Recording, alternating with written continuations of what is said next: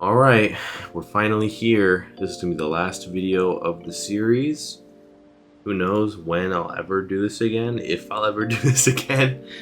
So yeah, maybe it's the last one. But we have made it all the way to finals, and on the other side of bracket is the 7 seed, SinOfWrath, which was our only loss this season to a double power Fickle Beam.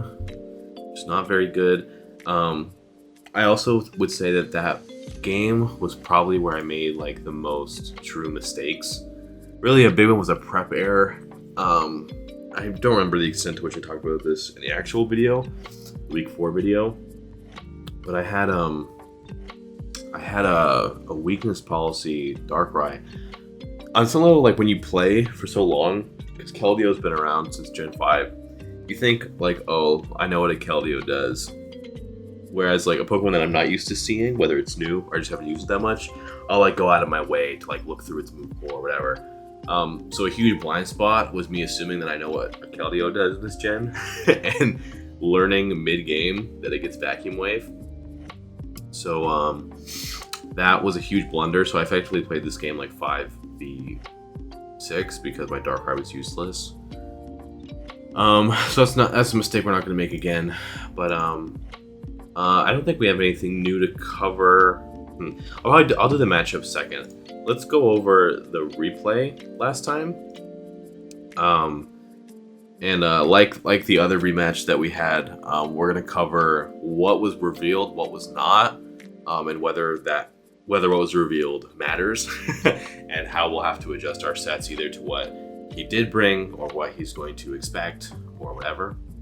One thing to consider is that after this game, we swapped pastes, just because like we wanted to talk about, you know, what each other built and stuff. In general, I would not recommend doing this, but I haven't been treating this league as like hugely competitive.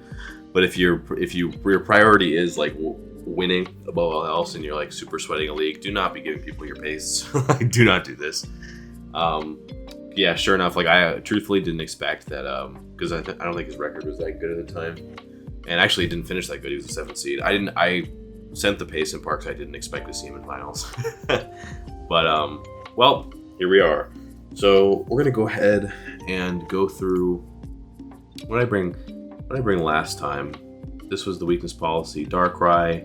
This was a Boots Primarina. The difficult part was us finding like a set that was gonna cover the various different Terras, and then also spec Secret Sword and whatever. I came up with like especially defensive boots. There's probably gonna be like a better answer next time, but we'll see. This Iron Hands was Shuka for Orlando. This Ogerpon was like just ST3 attacks. It does kind of smoke, and then this was just Rocks Recovery Photon Knockoff. I forgot what this was specifically to check. Maybe it beat Clef, but I don't think so. It beats G-King for sure. And this Draco was Light Screen Draco Earthquake Explosion. I think this was for Cinderace, which otherwise is actually pretty strong against me. So I can see that coming again. I don't have a lot of great things against Cinderace. I think in earlier builds, like I actually had Crocodile for Cinderace, and then that like just was not working, and it was not optimal. So I can see like something similar coming out again. So yeah, we're gonna go ahead and watch the replay. So he led G-King, I led Hands, because it was I basically felt comfortable leading Hands versus anything, except the G-King lead. He goes for Trick Room right away, and this immediately sets off alarm bells that he has weakness policy, or at minimum that I should be wary of the weakness policy. If he's moving first and he's +2, he's going to hit a lot of things very hard. Like especially because I'm not at full, I think Necrozma probably could drop or come close to dropping like a +2 Sludge Wave if I popped it. Yeah, it's probably true for everything here. Maybe Darkrai lives 1. But yeah, I was very wary of not popping that, and he wasn't a setup move, so it's not like it was terribly urgent for me to attack.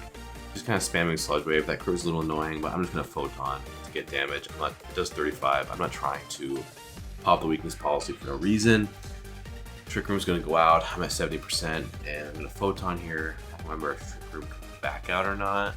It doesn't, so it's just spamming Sludge Wave. I'm gonna heal back up here. So I reveal. I know I reveal all my moves on this Necrozma. Takes a U-turn, doesn't do anything. Back to Slow King. I think Photon into Knock possibly kills this. I mean, he doesn't. I mean, yeah. I'm talking about in terms of calcs. I don't think he actually. Like, I know that he didn't actually do this. So I revealed all 4 here, and I imagine he's dropped Earthquakes and Sludge Waves. I bet he roughly knows the investment, the investment that I am. So this Necrozma is effectively fully revealed. So we'll have to see if like changing it up is something we want to do. Not totally sure one way or another. This Earthquake goes 38. We're gonna Photon.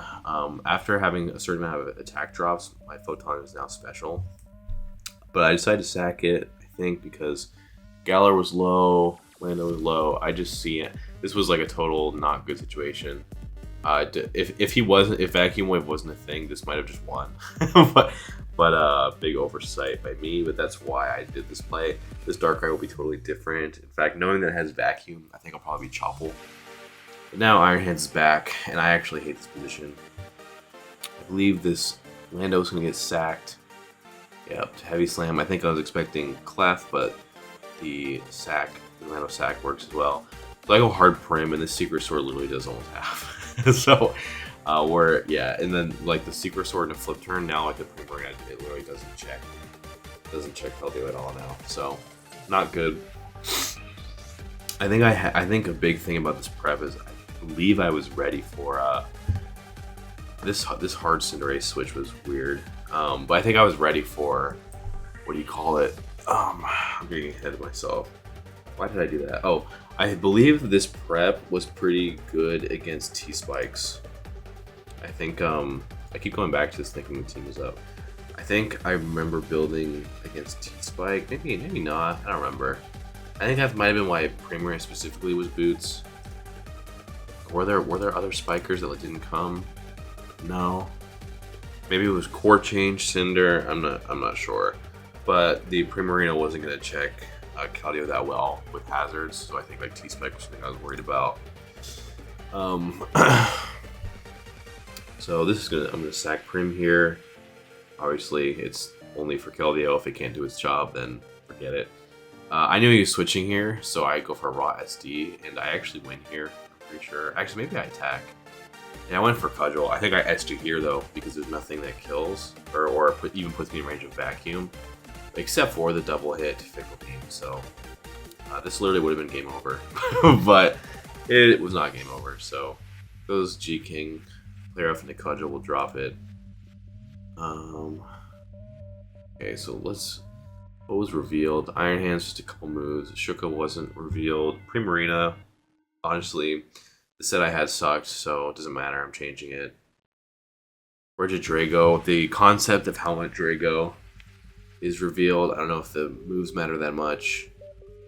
I remember in Mox, I did really like the light screen stuff that I had. So I might literally bring the same Drago. He's either ready for it or he's not. Because like the Clef taking advantage of the Drago isn't something that actually happened. So close combat. Okay, so that's the end. So this set's totally getting changed. This set's getting changed.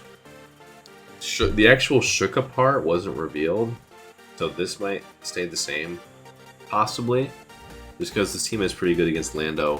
One thing I correctly scouted from 4, let me pull up his pace, because I do have it. Where is it? Go. I knew the Lando was going to need a move for the Earthworm, ended up being EQ Focus Blast. I don't know if he'll do that again. We did talk about it, and I was like, yeah, I knew you'd be fight move for Earthworm, so I didn't bring it. So maybe in theory, he would be like, oh, I'm not going to have Focus Blast now, and I bring the Earthworm, lol. That'd be based, but not sure. So I have all these things revealed. This was 3 attacks, Trick Room, Weakness Policy, Yachi, Lando. So really the lead hands versus the lead complete Lando scenario, he actually was prepared for that, or at least maybe not deliberately, but in effect, because he was Yachi. So that's something to consider. This Cinderace is not a very scary Cinderace. This Keldeo, holy shit, this Keldeo's broken. I think I have better ideas for what to maybe do with Primarina. This Clef looks like dick. Surely this won't be the next Clef. We'll see. And honestly, it doesn't even matter. I think I was most prepared for like AV. I think Helmet was actually not a bad bring. With the foresight that like my Ogerpon would need to be E-Belt or whatever. But I think okay. Here's what I do think. At the moment, I'm gonna copy the sets that I think I can maybe reuse. Or that I don't even want to say maybe. I don't want to say can reuse, because it's not like when you're doing a rematch, it's like, oh, reuse as many sets as you can. Like, I'm not trying to say that. But I tested this team extensively, so like the sets that I came to, I would assume that they're optimal, especially in this case that they're not revealed. This Ogerpon, I genuinely think like you just can't do better than this. I think even if the entire stadium knows, like when we were in that mock, like the entire stadium knew that I was going to SD, I just don't think it mattered. It was pretty, I mean, he fickle beamed, he knew it was coming, he fickle beamed and got lucky. That's really what it came down to. I do wonder. I don't know. It could be like, oh, maybe Citrus Berry on Ogerpon and get some chip on Hydrapple. I don't know. I don't know if I even care about that. I think I'm gonna copy the Iron Hands over.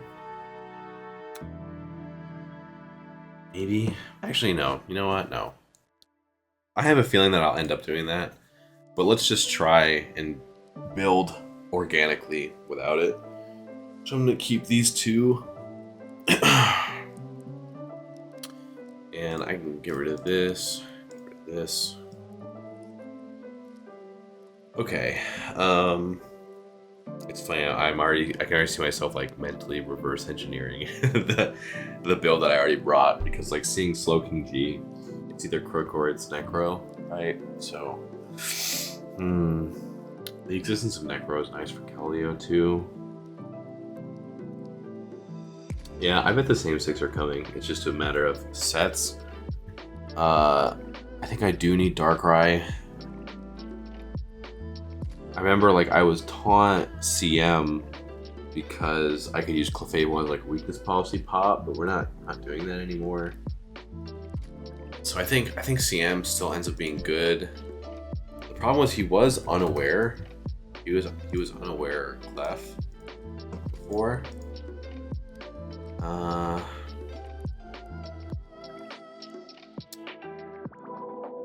I am the fastest on the field. Like a part of me would want to be just like plot and then just kind of attack everything. That'd be pretty dangerous.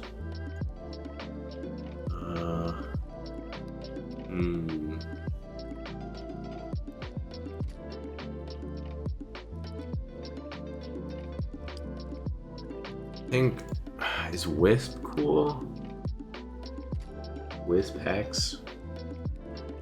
Probably not. I don't think it took Eo's Clef, which is really what would be the advantage to it.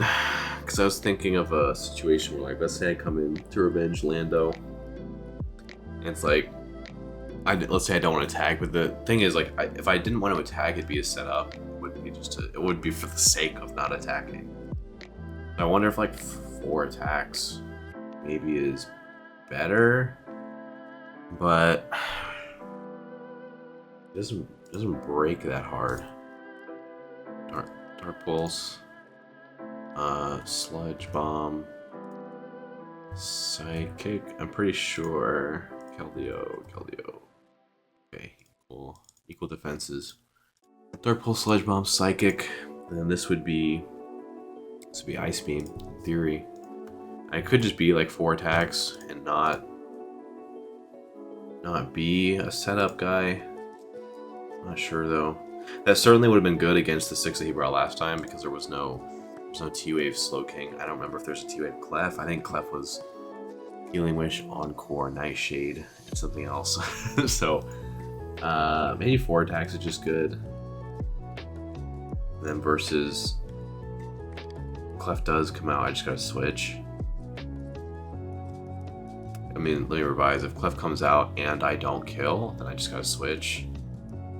But the thing is, like, there isn't, because of my Fairy resist, like, there isn't a great hard pivot onto Moonblast that also covers T-Wave. Like, that's something Necrozma's gonna have to do, probably. Unless, of course, it's the Earthworm.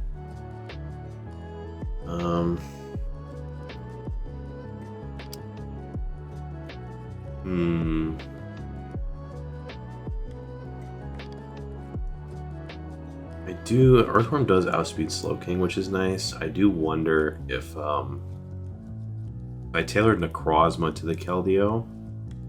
I don't know if this is even possible. Maybe it is. Necrozma, Keldeo.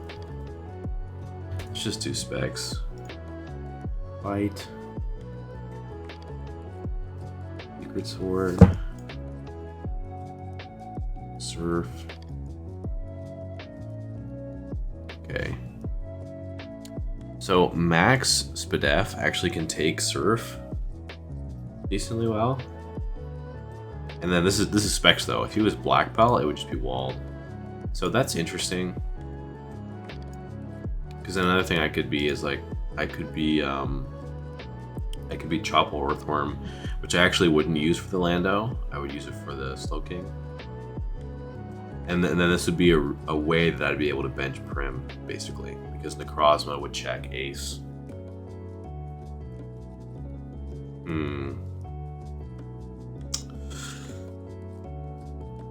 Yeah, because the thing, in terms of Cinderace checking Drago, like, or in terms of switching into Cinderace, Drago's the only one that can actually do it. Marina gets blown up by Gunk Shot. Crocodile just gets U-turned on. It takes it pretty hard.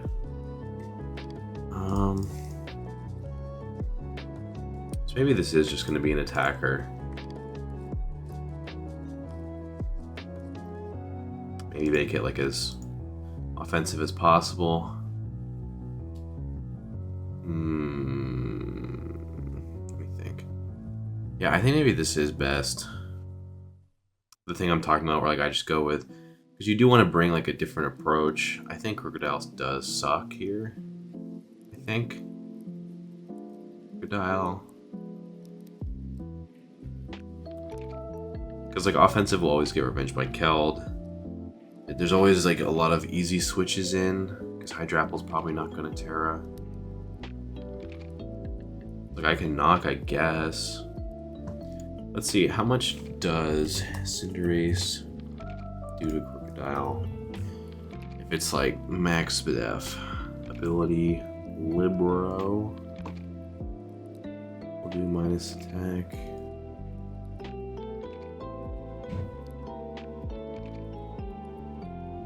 That does 252, 252, Impish.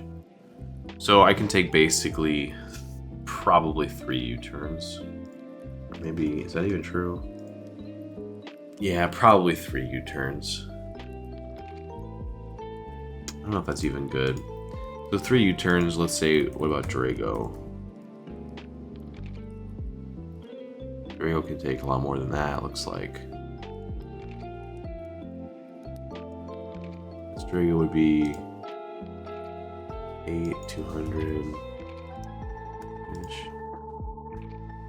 Yeah, that's pretty good. The main thing to consider too is like, if it's, what was I calling it? If it's like Super Fang and then U-turn, then that's gonna be similar to what Crocodile would do. I also wonder about,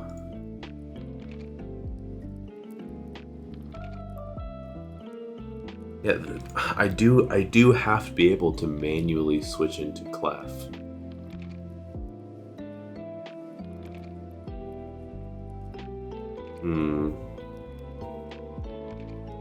But I don't know if Primarina even does that, so.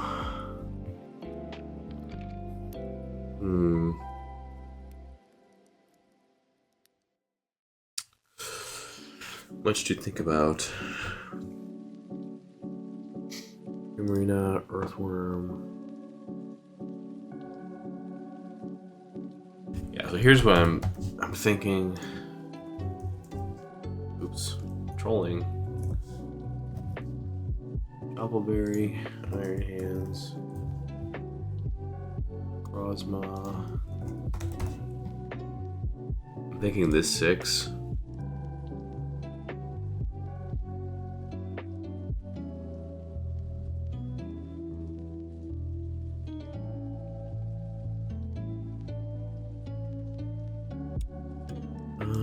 Necrozma.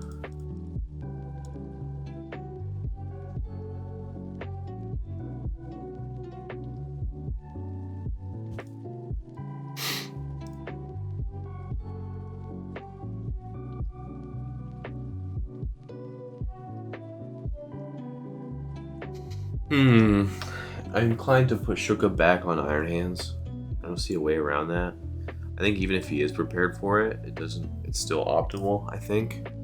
The alternative is like being like Pyappa, probably, or being like AV. I guess something to entertain is how much would a Lando do if I was like FizzDef AV, how much would that do? Iron Hands, well actually maybe I don't even invest in HP. Yeah, what if I did something like this? Assault Vest. Did 56.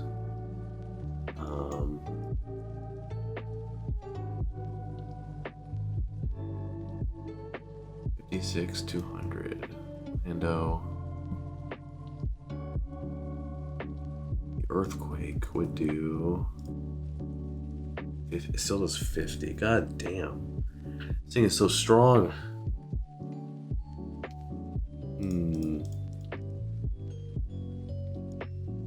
I think what I would do in a situation like this is I would just like stay in for a really long time. I would stay in and act like I'm thinking about it, and then just stay in and attack. So I might rework this spread. But I think these moves are gonna stay on with this item. Dragon, Ogre Pond, Darkrai, Earthworm, Iron Hands, Necrozma. So we have to make this check Keldeo. I think the last Necrozma I had was Boots, is that right? This also might be the same moves.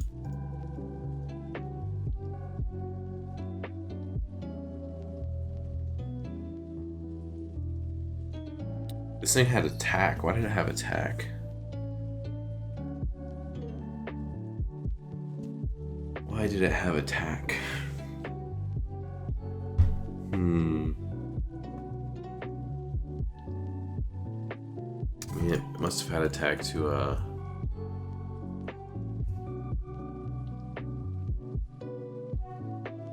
you just do this. I'll figure it out. I'll figure it out. Okay, Necrozma. 24, Keldeo. If he's water, how goofed am I? I think when being Terra Water is like really troll here, right? He's Terra Water. He's Specs. It still is like gonna do nothing to Prim. So I think I'm just gonna bank on him not being Terra Water. It also gets indefinitely revenged by Overpawn, so I think I'm just gonna take the bank. That's not going to happen.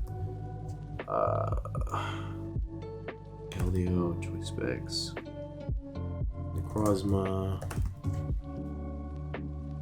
24, 22, Calm. This is Specs.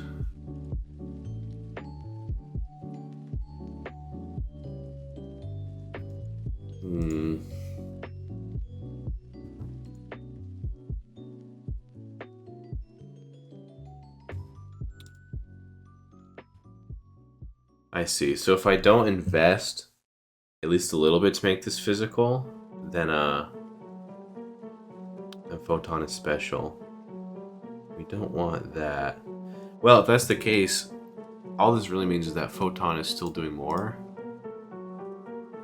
But yeah, I think I do want it to be physical. We could do 224, 196.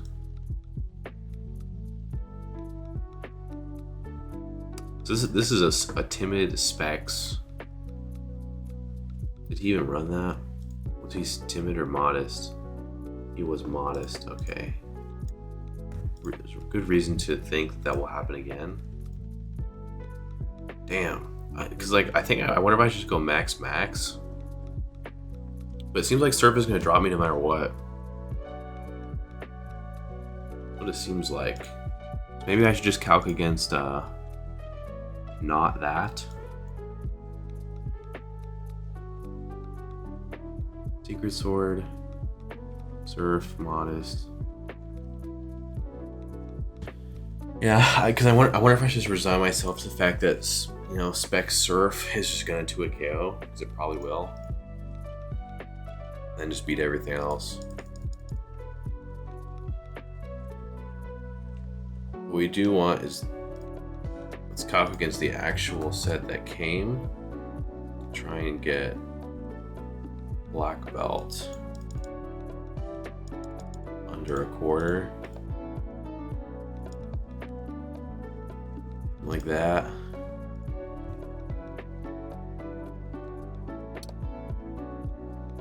I think something like this could work. 225, 224, 104. This Surf does. Okay.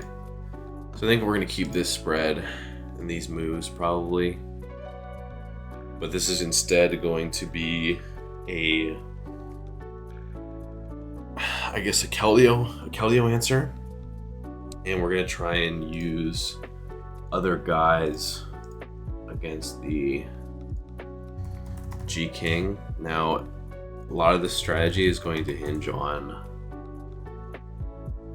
how much Slow King G takes from like an offensive Earthworm. Iron Head, Heavy Slam. Okay, these are the same roll. I still think Heavy Slam is probably gonna end up being better. Heavy Slam. I think Heavy Slam, Earthquake.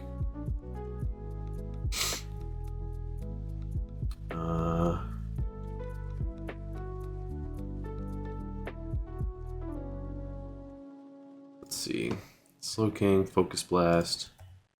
How much is this gonna do? Let's say we were... Okay. So, interestingly enough, we can almost, with Choppel, we can almost get to, live 2 Focus Blasts. 8. Let's say last move was Coil. Earthquake. Okay. So like if we coiled once, man, I don't know how good this is because Earthworm just invites Lando so freely, and it can take down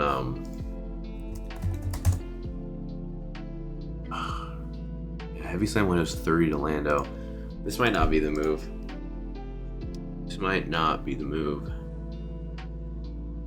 But maybe Crocodile could be the move.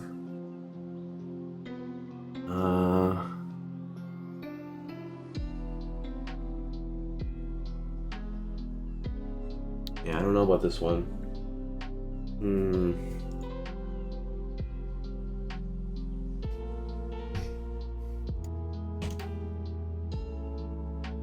Earthworm.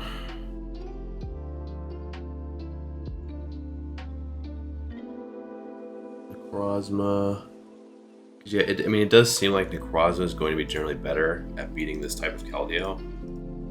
I feel like Primarina can lose to so many Keldeos. But if it's Prim, let's just What is a physically defensive Primarina? It's fair against a Lando. I imagine it's not great. 42 and a 0.3.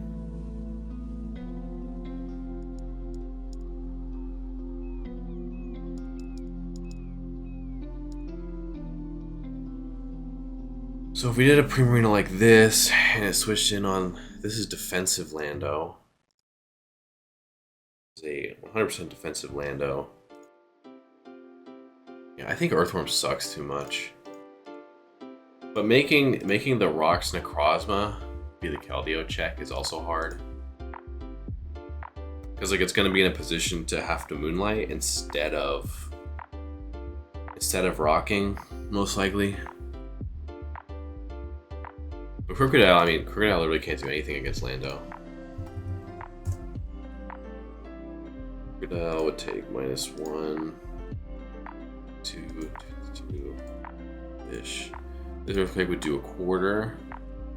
Does get Focus Blast, which we were looking at, which he had brought last time. This Focus Blast does a fuckload. That's probably why he brought it, because not only does it hit Earthworm for something, but Crocodile will take more than it would for Superpower. So I almost wonder, like, maybe Primarina is better. It just seems kind of funny. At least the Iron Hand is designed to switch in.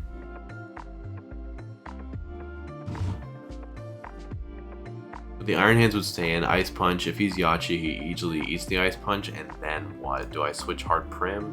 If I do switch Hard Prim, that, like, I'm only gonna get one switch. Also, if he's offensive, then I will drop. I'll drop altogether. I guess that's a reason to justify Citrus, maybe.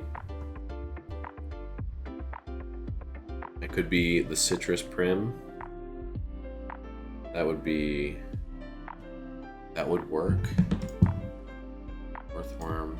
See, I don't know about this. Prim. And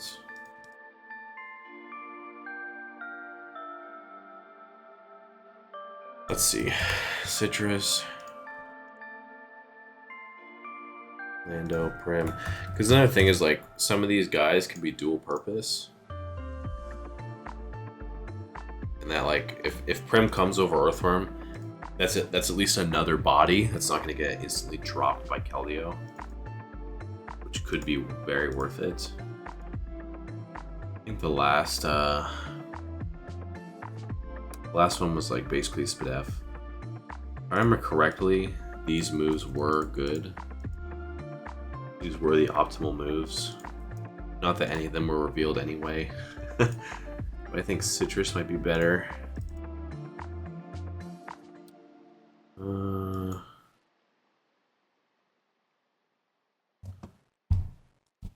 in this case,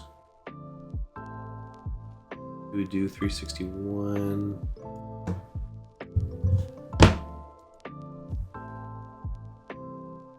And if we want to take 3 Earthquakes, basically, then we want the Earthquake to do below. Oh god, okay. That was an intimidated Lando. We would want the Earthquake to do under 41.6. Even defensive Lando never does less than that. So that's kind of troublesome.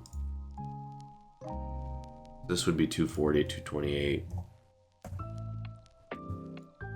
Something like that. That's like the best we can do. If he's Jolly, then we at least get bought another one. This Lando had no attack, so that's good. So yeah, I do wonder if this Prim was not great into G-King. So I wonder, like, what would my switch be in this case?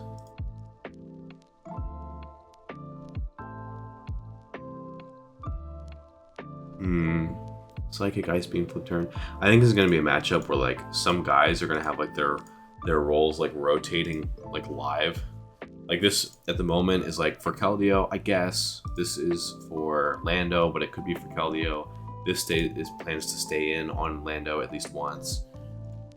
So yeah, it might work that way.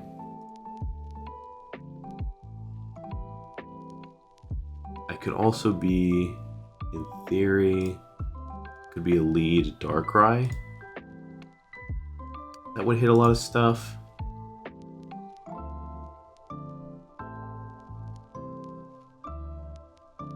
If I was lead Darkrai,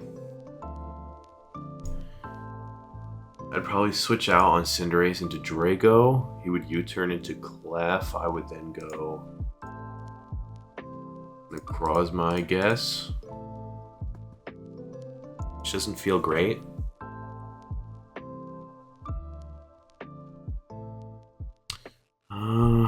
This matchup was so hard. I remember it being hard last time.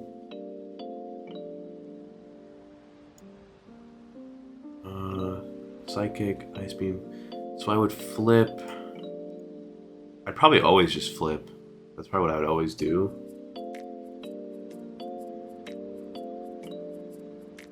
There's really no good move on G-King, which is kind of why this thing's matchup didn't feel that great.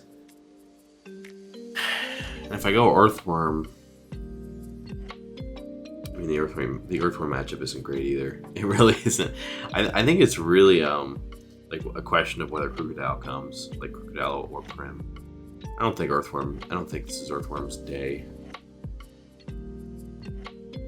Psychic, Ice Beam, Flip Turn, Surf. What was the Psychic for? It was for Keldeo. This thing does not get Size Shock. Why am I Psychic? Oh, it was for... So Keldeo fighting or poison is what it was for. But I don't think I care about that anymore. Right? Because if it was poison, then I'd always go Necrozma.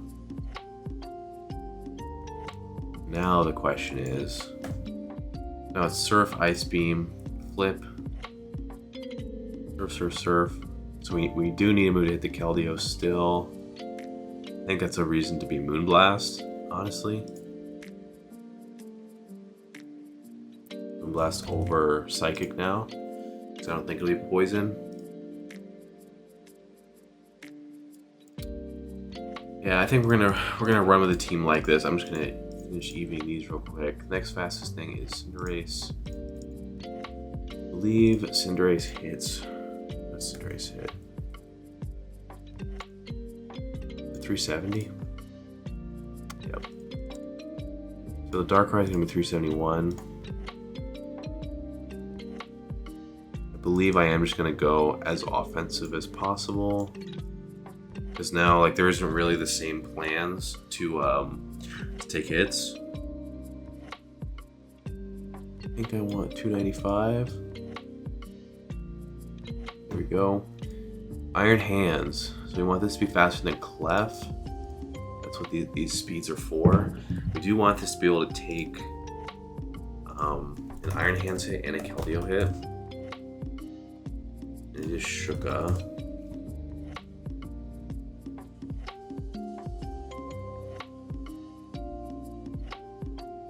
Now this Ice Punch calc only exists for non-intimidate, which is silly. But we do need it to do at least 2/3.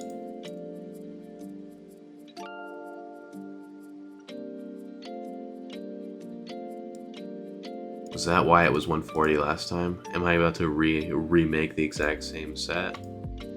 No, it was 152. Well, I don't recall why I did that, so the extra 12, I guess we won't have it for now. There's an Earthquake, Slowking G, Earthquake, there's also Heavy Slam.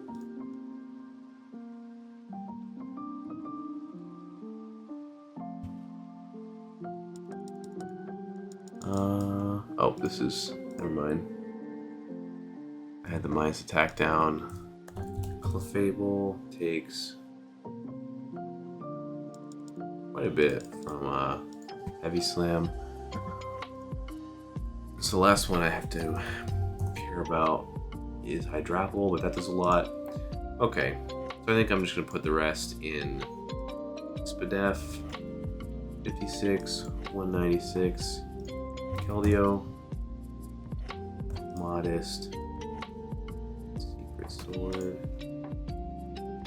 We'll do Black Belt. We'll do some Black Belt calcs.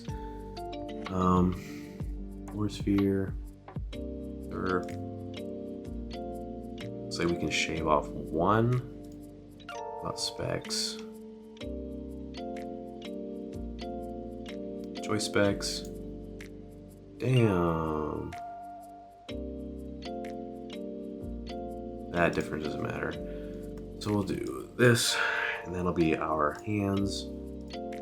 Bang, bang, bang, bang, bang, bang. Okay. And the lead I did last time was Iron Hands. That ended up not being a great lead against the Slowking lead. And then if he was Yachi Lando, it also would have been a bad lead. So part of me wants to lead Prim, maybe. And then, at least versus G-King, I would flip turn into the Necrozma, I guess. I think that's right. Alternatively, I can just lead Necrozma, and it would kind of be uncomfortable against Lando.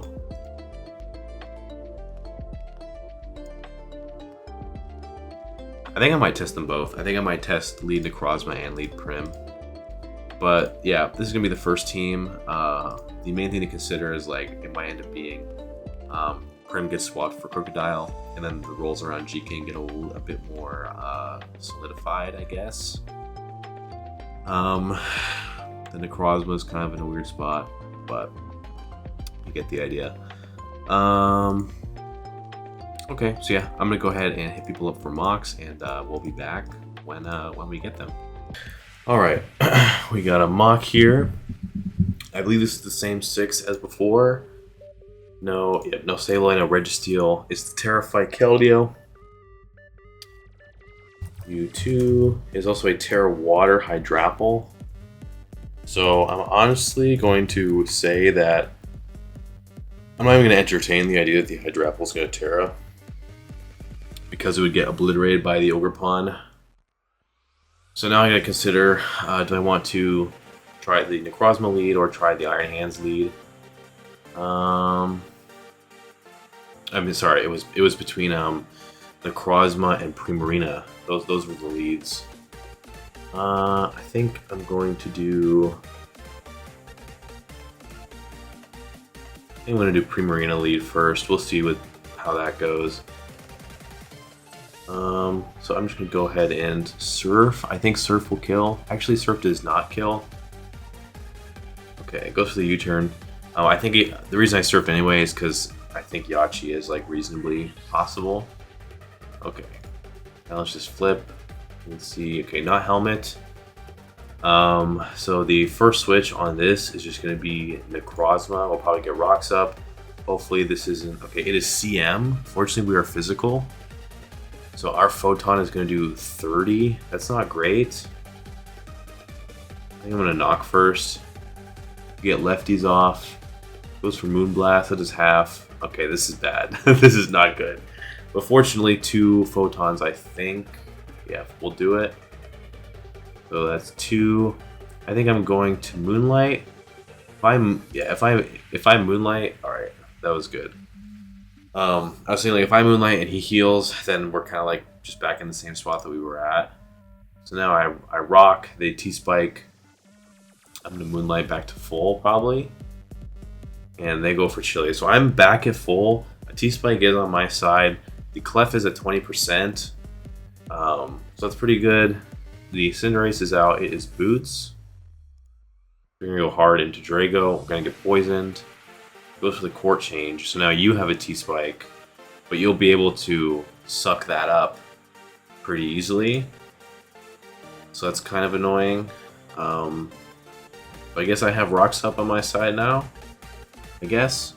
2 earthquakes. Well, oh, now he can T-spike. Oh, this is annoying. Okay, interesting. This is very, very annoying. Part of me just wants to earthquake twice, but I'm not going to. I'm gonna go into Necrozma. Go for the Focus Blast. I'm gonna knock now. And okay, boots are off. You're gonna T-spike. I'm gonna Photon the Lando. I think my special is higher now. We'll see how much this next EQ does. I am just gonna rock. Okay, that did 32. Now at least I get my rocks back up on both sides. He doesn't have a lot of great kills for the Necrozma. Oh, how frustrating. I'll Photon, see what he does. Got to 30. Goes for the Sludge Bomb, gets the poison. Okay, this is so frustrating. This is so bad for me. Okay, now it's Hydrapple time, and I don't have a great. I literally don't have really anything to do with this. This is so bad. Yeah, I think I'm gonna get cooked here. Let me think. Fickle Beam will do 30. I'm gonna Moonlight. We'll see how much this does. Goes for Fickle Beam. All right. I'm gonna knock. Hopefully you don't get a double Fickle on me right now. Goes for the EP. All right, so we can now heal out of. We should be able to heal out of range. Oh, Moonlight. Oh, I totally forgot. This sucks. All right. Well, now I totally forgot about Chili. I already did that troll like twice too. All right. Well, this is a disaster. So the Ogre Pawn does not enough there. So I will go Darkrai. If I get in, yeah, my only play here is to get Darkrai in, I think. Actually, I could go Prim and Ice Beam.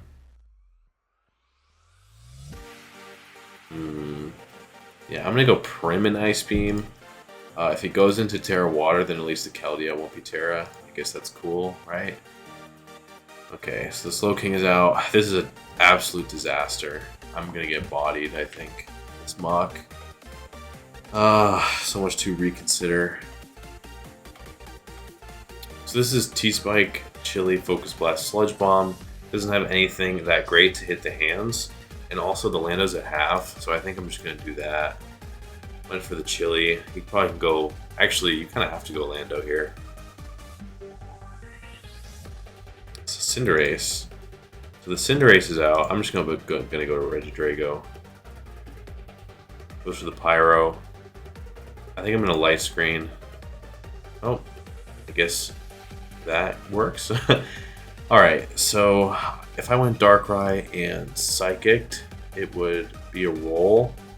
If I went Ogre Pawn and Ivy Cudgeled, I think it would kill, right? 59.6. Am I trolling? I think that would kill. Fortunately, I am poisoned right away.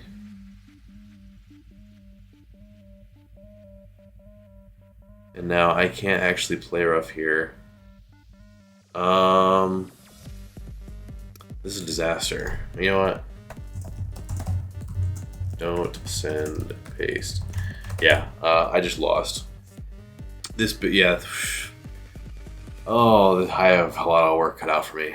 Okay, I'm gonna cut the recording and probably gonna think for a while and then come back and maybe just rebuild. So yeah, we'll see what I come up with. Alright, so a couple of days have passed. I actually play tomorrow, so I really gotta get it together right now. But I have been thinking about what I want to do instead. I think the next thing I'm gonna try is like a boots approach. Just because like the potential for this I believe this was the case when I mocked for this game in the regular season, is that like he ended up not bringing T-Spikes, but if I do face like the T-Spikes or like that mock I just did where it was like core change and then I had a rock and a T-Spike on my side, it's like it feels like impossible to win. So I think I'm going to do a boots approach. I think like this Primarina feels like pretty bad, but I think it has to come anyway. I'm concerned maybe eject button, or actually maybe something similar to this. I do have a clever idea for Necrozma. Hands, probably something similar. Okay, so I copy and pasted this for Regidrago because I still might use it for Cinderace. But this slot is either going to be Crocodile or Regidrago, basically. So from here, I think I'm going to clear. Actually, no, I'm going to leave this. Leave this.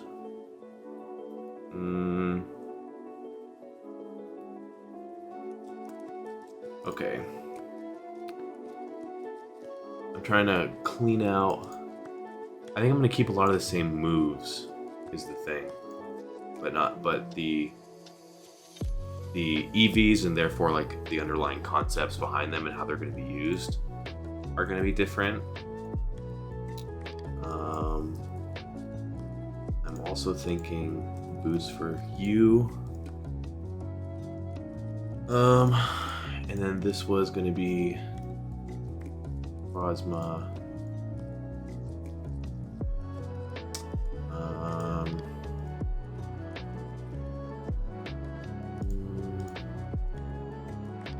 Okay. All right. So the first thing that I'm thinking, or that had come to mind, is I think I want to do. And I was calcing some stuff while at work on my phone for the last couple of days. So some of this is kind of how do I put this?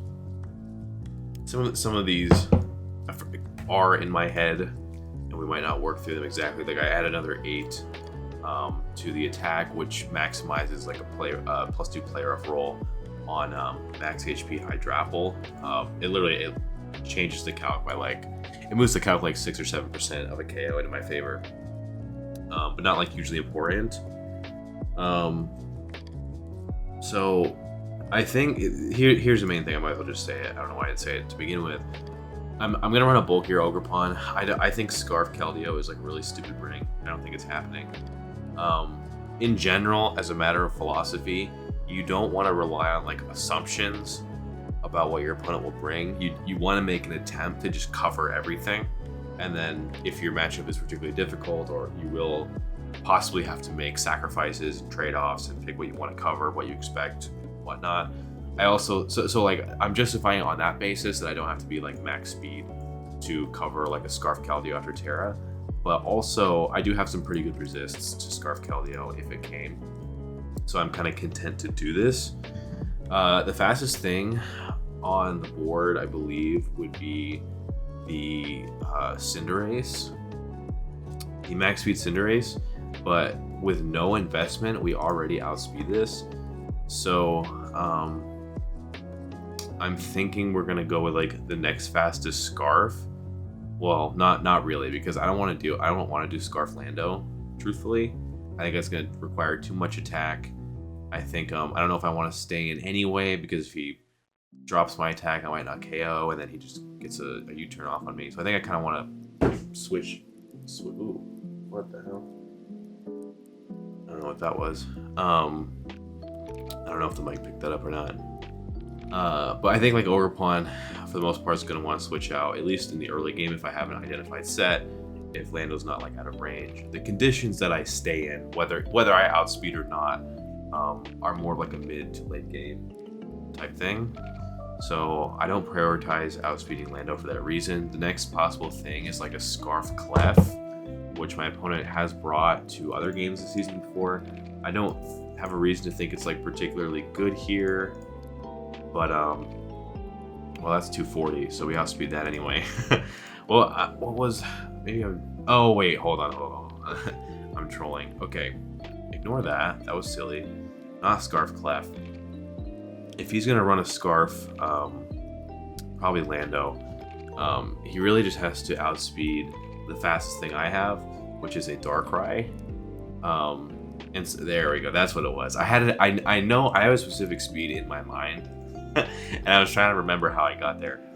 if you're a Scarfer, whether you're Lando or that's actually the only one. Maybe a Keldeo could do this too.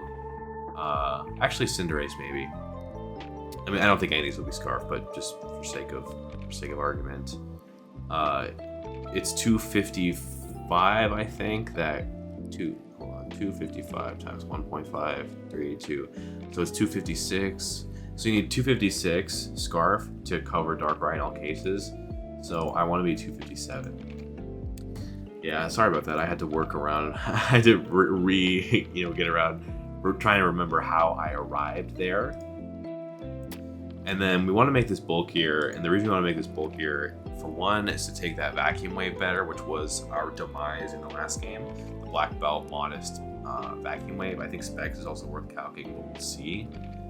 But we want to take the Hydrapple hit as well as possible. I think that's like more immediately relevant.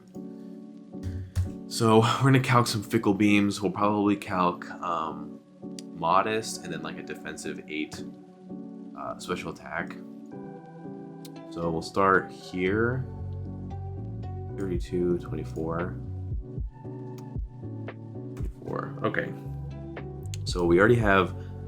So the double, the non-double is under half, which is nice. That basically means that the double does as much as 90. I don't know if we can get that. So it seems like, and when I'm just looking at the EVs, like even if I messed around with how much is HP, how much is in special defense, this Fickle Beam, it's more a matter of just living the double hit at all, rather than I don't know, living a double hit so that you can play rough twice or whatever. But it becomes a little more interesting when it's only 8 special attack, and the reason for that is just if it's, you can attack twice if you can live double hit, like single hit and double hit. Obviously 2 double hits is going to kill you, but there's really nothing that can be done about that. But you maximize your odds if you can live 1 double hit at least without going down. We already know that even if he was max special attack, we would live 2 non-double hits. So this is 33.7 as the max roll. If you get that under 33.3, then you'll live the double hit and the single hit, or the single power, however you want to say it. This logic actually also works for living 2 hits after resist berry. The math actually works the same way. If you just think about it, it's obviously true. So you can keep that in mind if you're ever trying to calc. If you want to like live a hit after, if you want to take a resist berry hit and then live the next one, math is always going to work the same way. So we want to get this under 33.3 because that plus 66.6 is not 100. So 1, 2, 3, 4, 5, 6, 7, 8. 1, 2, 3, 4, 5, 6, 7, 8. 33.6. I'll highlight this so it's easier to see. 1, 2, 3, 4, 5, 6, 7, 8. 1, 2, 3, 4, 5, 6, 7, 8. Okay, 33.2. So what that means is if we got double max roll, a single and a double hit, the first one would do 33.2. The second one would do 57.7. Is that right? Hold on a second. Why does that not do double? This move's power is double. Oh, it's 160. That's why. Oh, I did 140. I'm totally trolling. I'm trolling so hard right now. Okay, 65.8. So that's not. That's actually, as you probably can tell, not 66.6. So now we see that this is probably some funny business with not the calc but the math. So maybe like there's a way where like maybe it doesn't work out exactly. So now I'm going to put them side by side and see if this is the case. 1, 2, 3, 4, 5, 6, 7, 8. 1, 2, 3, 4, 5, 6, 7, 8. Okay, so this actually barely takes us there, or like out of range. This is 100.2. So 1, 2, 3, 4, 5, 6, 7, 8. 1, 2, 3, 4, 5, 6, 7, 8. Oh wait, I totally stopped paying attention. I stopped paying attention. So this is 99 point. Okay, this is 99.9. So 168.80 will do it. And then we can put like the other little sprinkle in defense, and we'll call this our ogre pawn. And modest will do. So this single hit is 44.6, and this is 88.6. So yeah, I mean, there's no way around that. And just to be sure, this is going to be a little silly thing that I do. Okay, makes sense. I don't know why I did that. For peace of mind, I just made sure that the single hit, like, of course, it would do 88.6. Okay, so that's ogre pawn. I feel inclined to leave Iron Hands the same. We'll see if I regret that. One thing I thought of with Darkrai is I was weakness policy in the last match, which was a mistake because I didn't know this thing got Vacuum Wave, which I've talked about.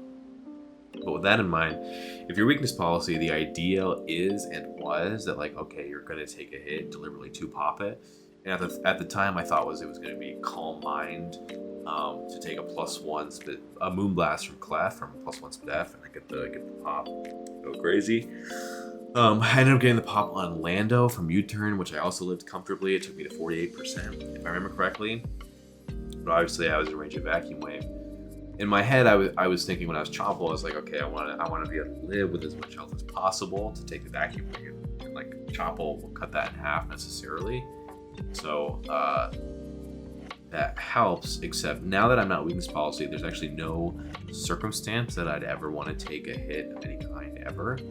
So that kind of makes me rethink. I don't know if I need Chompel as much as I just need to live, period. I just need to live a Vacuum Wave, period. So as long as Darkrai can do that, I think Boots is acceptable. I am gonna run the black belt that he had. I mean, ultimately he might change. He might change the Keldeo he brings, but honestly, I think that the one that he brought was really good. And if he brings a different Keldeo, it's probably gonna be easier for me. So this Vacuum Wave does 101.6. 296 divided by 8. Okay. So now 1, 2, 3, 4, 5, 6, 7, 8. 1, 2, 3, 4, 5, 6, 7, 8. Can we not get this under? Okay, so we're not going to get this through the usual method that I've been doing. So we got to try and do it this way. See if any of these combinations work.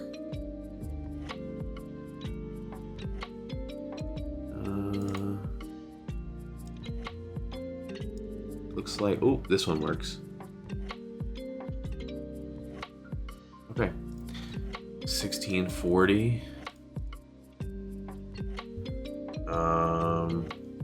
6 minus 32 is 24. Okay, so this one works. Now the only thing is, like, I don't remember why I was 244. I think I might have been 244 specifically to get to that HP number that I had earlier. So I may have to reevaluate that. Dark Sludge Bomb, and then I'm gonna do Sidekick, I think. Yeah. Okay. 44. Okay, that's a worse roll on you. 248 might be nice. Slow King Galar, Dark Pulse. Okay. Clefable. We'll take Sludge Bomb. 48. Okay. I'm just gonna do 248, and now we gotta figure out. We gotta figure out how to make that Keldeo calc that I was just looking at work. But 248 is like the maximum. Maximum favorable roll. It's going to make a difference versus all of the Pokemon that I just calced. Black Belt, Vacuum Wave, Terra Fighting.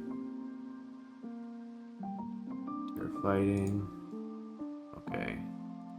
So I just went 36. Okay. Alright, so this doesn't work.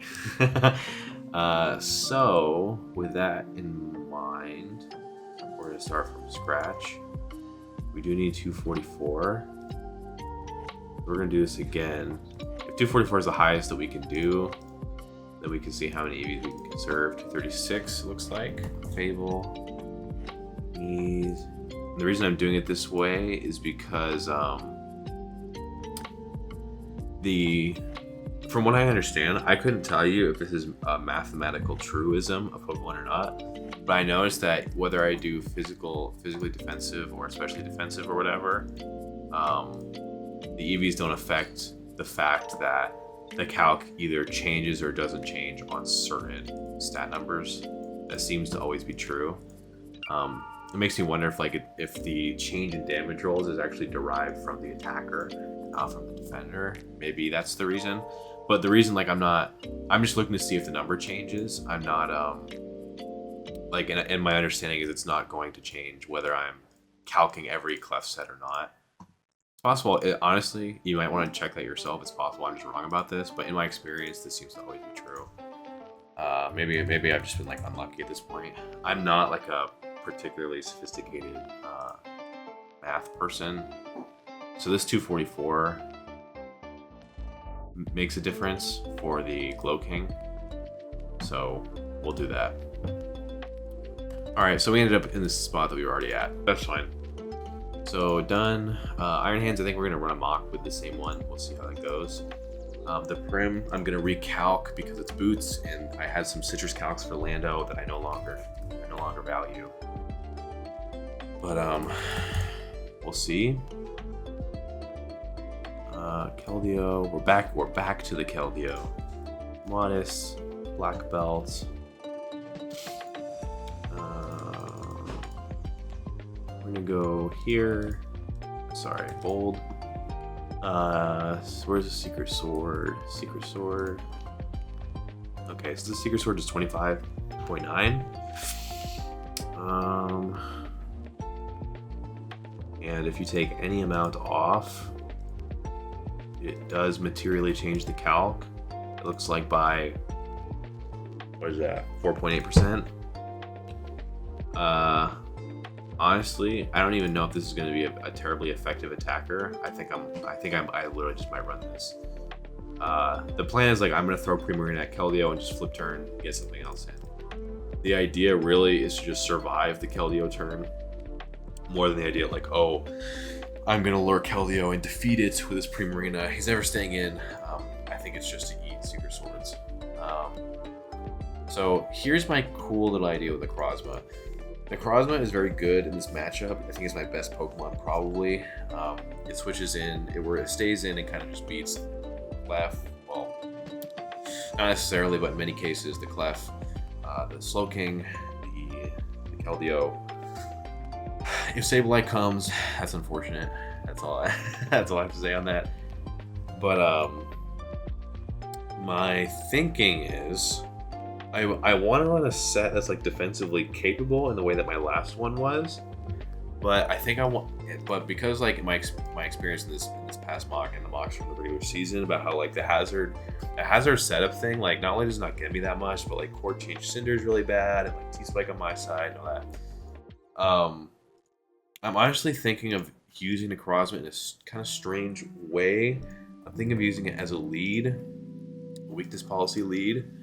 And what I was originally thinking okay, CM would be really good. Keldeo couldn't revenge it. I mean, Lando already doesn't do that much to it. Hydrapple attacks would do less, trying to revenge it. And, it's obviously my stronger offense. And it's honestly it's possible that I might even go that route. But I do think that physical is better. What's nice about physical is that without any boosts, it hits the Slowking pretty well. So. And actually the same is true for Clef. I expect Clef to be Speed F, so it's likely that a physical Photon Geyser is going to be better than a special one. Same is true versus a Calm Mind Keldeo, although I don't expect that. The thing to consider though is that Landorus is obviously has Intimidate, which means that when my attack drops, my Photon Geyser will convert to special. Now, the thing is, I think that's actually a very good thing for me. So I'm gonna type in what I'm thinking, and then you'll see what is on my mind. So this is a Dragon Dance set. It is, in theory, 2 physical attacks. Obviously, you'll have to mess with the stats here to make sure that the Photon Geyser is physical, because naturally it will be special. But Earthquake will always hit Slowking, which is nice. So there is that. But if Lando intimidates me, like I can Dragon Dance and Dragon Dance, and I'll be better off against Slowking and Clefable and whatever. But if Lando tries to come in, I also assume it'll be Lando popping the policy because of U-turn. When I attack Lando specifically, the policy will go up, but it'll be +2 special attack and +2 special attack and +1 attack. It may even be +0 attack because of I would have taken possibly 2 intimidate at this point.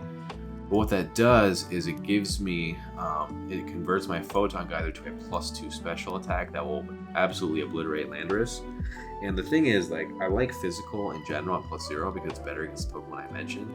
But if Necrozma is +2 and the Photon is special, then it very easily breaks into the Pokemon that I'm talking about, Slowking, the Clefable, and whatnot. But also, in the event that like the physical Photon Geyser was too weak, or let me refrain. If the special +2 Photon Geyser was still too weak to take down, say, Slowking, I would have the Earthquake, the physical Earthquake, to do that. I imagine I can still make the physical Earthquake to a KO. One thing I'm considering though is like if All Out Special is still good, or maybe even just Calm Mind is still good. I'm not really sure, but if I was All Out Special, then the Sableye couldn't burn me if it did come, because like my boosted Earth Power would beat it. So this Dragon Dance, I might decide that Calm Mind and Earth Power, or the Calm Mind and Earth Power is actually better. But right now I really like the prospect of Dragon Dance. Another thing though too is like these guys might be T-Wave, the Slowking Clefable thing, so it's possible the speed boost that I'm getting don't help. If that's the case, then if that's the case, like I could see FizzDef CM just being good here, because it will just sit on Slowking. If I only need one CM to beat the Slowking with Earth Power, then I think that's worth it. And of course, the calcs that I would be doing here would probably be against Assault Vest. Yes, we already know. Just while I'm here,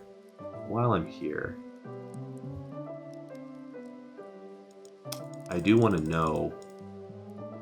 Okay, so we'll start here. I'll need that much attack if I end up doing the Dragon Dance set. But now we got to see the CM set. This is Photon, the Earth Power, and that Earth Power is probably gonna do 20. Yeah, 20 to 24, and this will do 2022. Let's assume we have the luxury of being defensive. Okay, so that's not gonna do a lot. Now, if I was Policy, and I was +2, or I was even +3, and like if I CM and then get my Policy popped, then Earth Power looks something like this. This is still extremely good. Oh, hold on. One thing that troubles me though about Photon. Oh, hold up. I remember I thought through some of this, because then I'm going through all the same thoughts that I was while I was at work today. But then I thought, okay, well, Photon Geyser only has 8 PP. If he pivots around Slowking, around Clefable, then he may be able to stall out the PP. I'll probably take a kill or 2 with me, and that'll be nice. But I will need the PP to kill Hydrapple specifically. So what I thought was, if the whole benefit of Photon Geyser is that it hits from the physical side versus some of these threats, then I should just be Psyshock, which has more PP.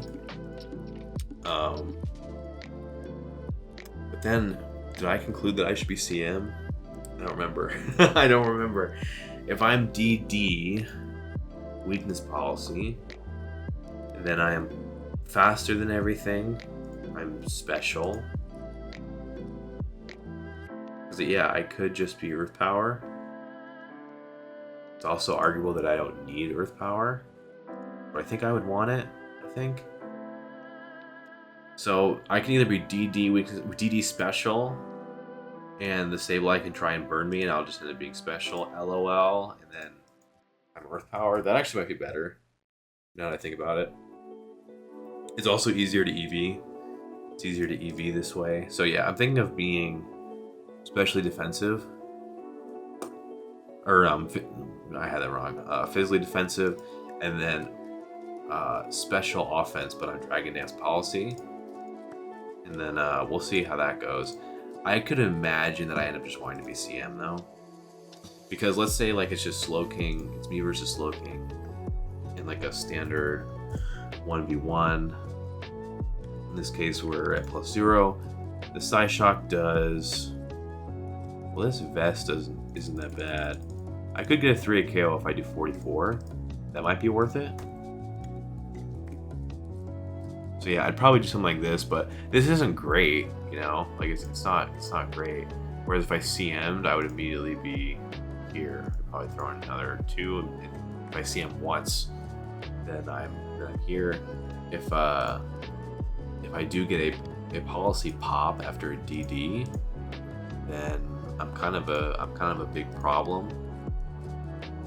But the thing is, going back to the benefits of being physical, if I'm Earthquake and I pop policy, you're dead. So a lot to think about. It's possible that like, just what if I was just mix like Psyshock and Earthquake? Like that could be promising. Then I would be lower. I would probably actually lower my special defense, which is kind of funny, but well, that's actually not funny because in this hypothetical, I don't have any Spadef boost because I'm not Calm Mind, so my +2, so I would be taking like a minus, let's say, yeah, the Fickle Beam would literally be just a roll that drop me completely on a double hit, of course. I could Psyshock twice, and that would drop it, which is cool. If I was 76 and then I was 88 attack.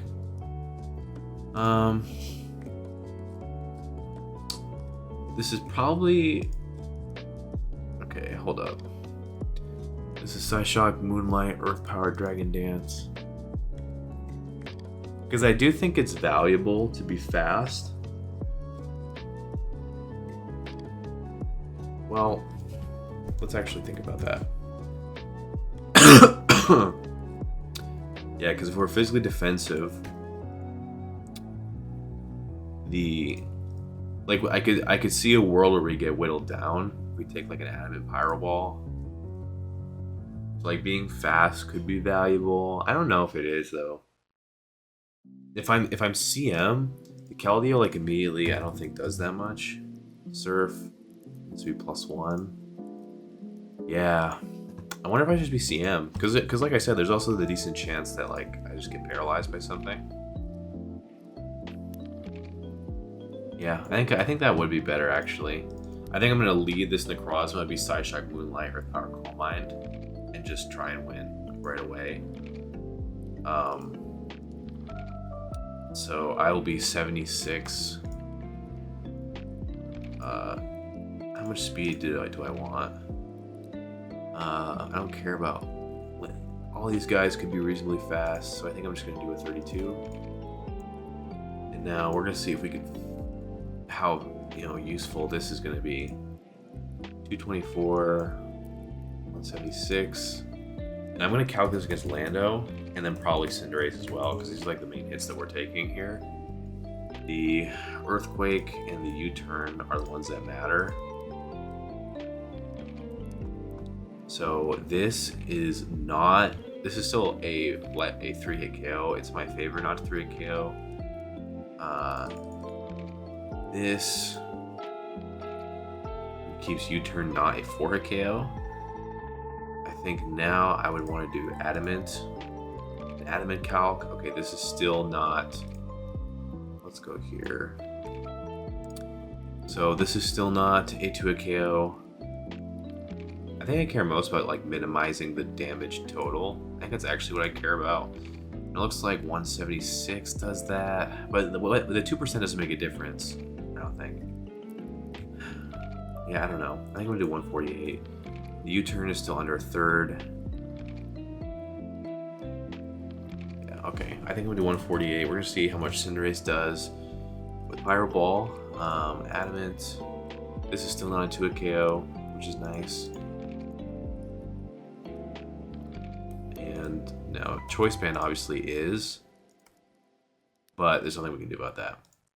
So all we can say to that is hopefully he's not Choice Band, LOL. So I think I'm going to run into Crossman like this, and I'm going to lead this and try and just either win or just go for a lot of damage right away. And then for the last guy, I think what I want to do, I have been doing everything to not run this Pokemon, this matchup, whether it be Earthworm or even Regidrago. But I think I'm going to throw in the Crocodile. I think that's going to be my physically defensive thing that I just throw at Cinderace, or I guess at Lando if I had to you know, eat a hit. It's probably going to be Helmet, but also it is immune to Prankster, so if Sableye does come, it's not going to be able to charm the Necrozma. I can just go hard Crocodile, maybe get Rocks Up, get a knockoff or whatever. It also can probably easily switch into Slowking. Last time he did Refocus Blast, I do think he'll do that again. But if he's not going to directly click that on switch, which is really what matters, then like, you know, we're staying in. I do think this team is a lot more hostile to Glowking than my last one, so I don't think it'll be as easy for him to like stay in multiple turns and you know, get a T-Spike up. Why not? Stealth Rock, Knockoff, Earthquake. Gunk Shot could be nice. Taunt could be nice. I don't know though. I don't care about rocks or hazards being up on my side really. I could do Endure. If it gets it, I don't remember if it does. It does. It does get Endure. I do like the idea of hitting the Hydrapple for something. Like if I could hit it with a strong Outrage, even if not for a ton of investment. So Gunk Shot does half, but this has a lot of, okay, so that's not that helpful. Now Gunk Shot hits the Clef, and I do think Clef will be not Fizdef. So Earthquake does 40 to 47, so Gunk Shot naturally would kind of blow this thing up. Main thing I'm like curious about is like running Endeavor. Like that could be, like running Endeavor could have like a huge return in theory, especially if he does. Another thing I do think is like if I am low from taking like U-turns and stuff, whatever comes in is probably going to be something. Actually, that's a stupid thought. I was thinking, oh, he'll probably go into something that that like Endeavor would be big and I get them low. This is actually totally wrong. Whenever he U-turns Lando or Cinderace on the Crocodile, the Keldeo is coming in, so it's gonna be faster than me. It's gonna kill me. This mainly comes into play if I get Crocodile in on Slowking. Then he has to hard switch out, and the more likely Pokemon that will be are Clef, Lando, and Hydrapple. I think Keldeo is possible, but not his favorite option in that situation. But in this hypothetical, I probably am not taking a U-turn. I'm probably healthier than Endeavor might permit. We'll see if I'm correct about that in mocks, but that's what I'm thinking. So right now, Gunk Shot seems the most promising. What's cool about that as well is that I don't have to invest anything actually. I can just, if I do Earthquake into Gunk Shot on Clef, it always kills. It is my strongest attack on Hydrapple. In fact, if I can make that to a kill, then I will. Well, of course I know I can, but how easy will it be is the better question. Okay, this requires a lot, so let's revise. I'm going to focus more on the, taking the hits, and then we'll see where that brings us. 240. Is there anything I really want to outspeed? A max speed Clef technically can outspeed me. That wouldn't be good. Kind of silly, but wouldn't be good, so we'll do 184. You wouldn't do max speed Clef, right? 60. It just seems so not likely. We'll see how many EVs I can afford to spare. So yeah, doing that many doesn't make a difference. This is a Jolly Pyro Ball, which stays below a 3-hit KO. If you do 156, Adamant does 36.8, and 156 is still the best for that. Landers T, 8. The U-turn. The U-turn does 35. We'll do Jolly. The U-turn does 32.7 to 38, but doing that actually doesn't help, so I'm going to put this in.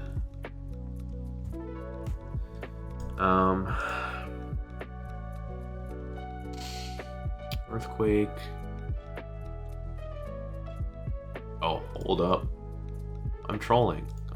I actually trolled. So the U-turn can be brought under a quarter. That's pretty important. 252 Jolly. Ooh, okay. So being pretty defensive is actually very valuable.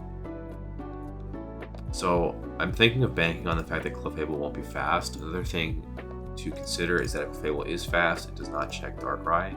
So if he is a fast Clefable, he's probably Colbur Sloping. So I would guess. He brought Weakness Policy Trick Room last time, but I did not fall for it because the setup was pretty obvious. Gunk Shot. So we don't have that many EVs to spare. I kind of want to do a 32 in attack. Yeah, this doesn't materially change anything, so I'm just gonna do this 8. And does this lower? Yeah, okay. So this is the quirk I'm gonna run. We'll see if I regret that. I do have some mockers lined up, or at least I hope I do, because this is kind of the last day that I have to build. So yeah, we will be back with the game, and we'll see how we like it. All right. So this is the same 6 that we've been facing. We're gonna lead Necrozma.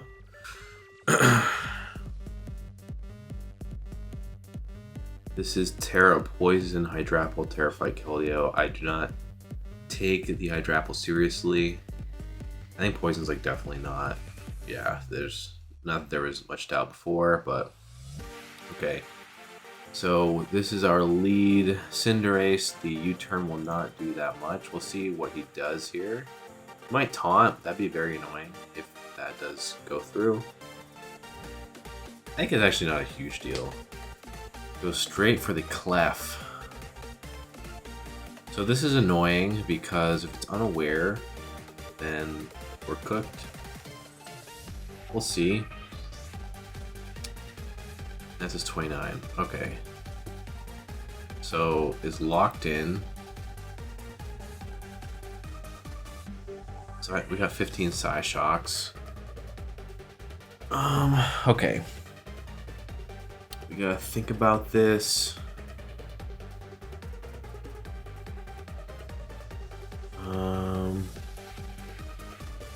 First off, This is a very annoying thing the calc does. This is not... After this calc, you know it's like obviously not BizDef.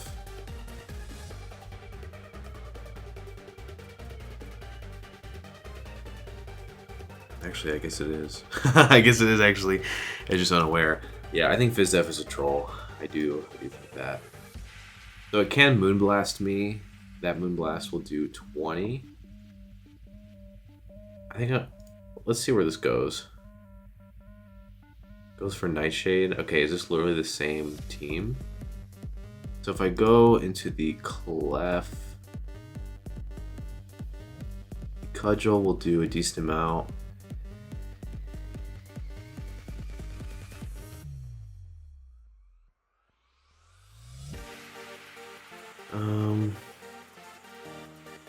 Sludgemon will do half. I'm gonna keep Psy Shocking. I think I eventually am in a good spot here.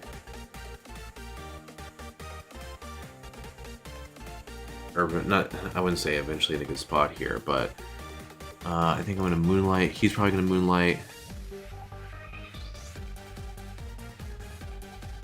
And now Encore Nightshade Moonlight. I think if he had T-Wave, he would have went for it. That's my intuition.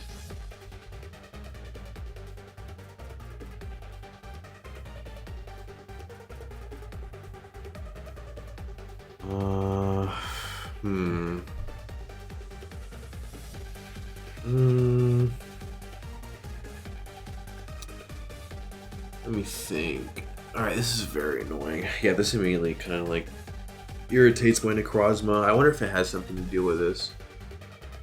I could go Prim, I could go Darkrai. He's either T-Wave last or Moonblast. Encore Nightshade Moonlight.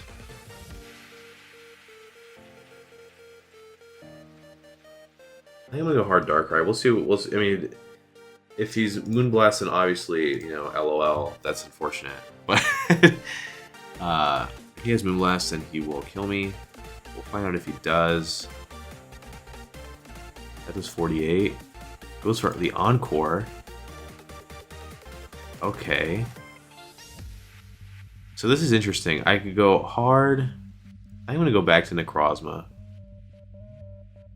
Let's see. Let's see what this looks like. Goes hard Cinderace. Okay. So I feel inclined to aggressively attack. Okay, so my policy is up. If he goes hard Clef, then I will just 2 KO. Actually, nothing switches into this. Alright, so Lando's gonna take a +2 shock, and it drops. Okay. So now Clefable is in. The thing is, he's got to heal. Has to heal. If he takes... Went for the Moonlight. I'm going to Sludge Bomb twice. Goes hard Cinderace. This must be Scarf. I'm going to go into the Crook. He's going to U-turn again, I assume. Goes just 35. Okay, so Keldeo is in. Now Prim. And we have the Terrafite Keldeo. That does 33. Seeker Sword. Is this Specs? Whatever. I'm just gonna flip turn.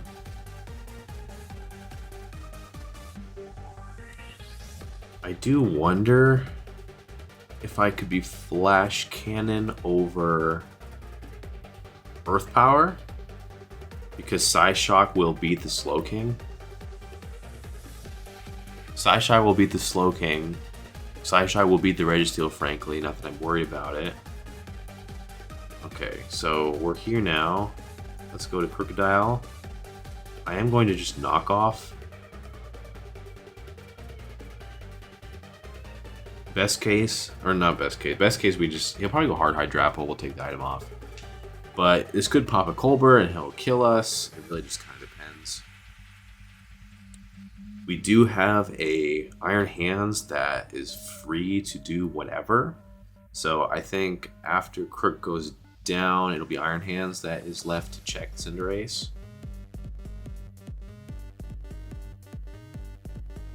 But yeah, if Necrozma's if I could drop Earth Power for Flash Cannon, that could be pretty good. Okay, helmet's off. The helmet is now off. Yeah, I think I'm just gonna attack this. I can either rock or Gunk Shot. The Gunk Shot will do a decent amount.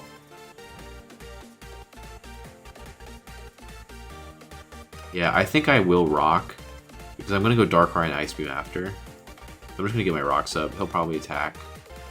Okay. When I go Darkrai, this Ice Beam will kill. So I'm just gonna click that.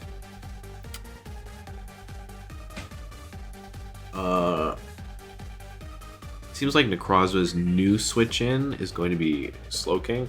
What's also great about that rock play is that Clef's at full. I was gonna say Clef's gonna take rocks damage. Actually, doesn't matter. So now Keldeo is in. We're gonna go back to Prim. This should be our last Secret Sword that we can take. So I think I'm going to flip. He flips. Okay. You flip, I flip. Now it looks like it's Darkrai. Actually, my Ogerpon kind of wins now. Or at least it's very close to winning. Darkrai, Dark Pulse.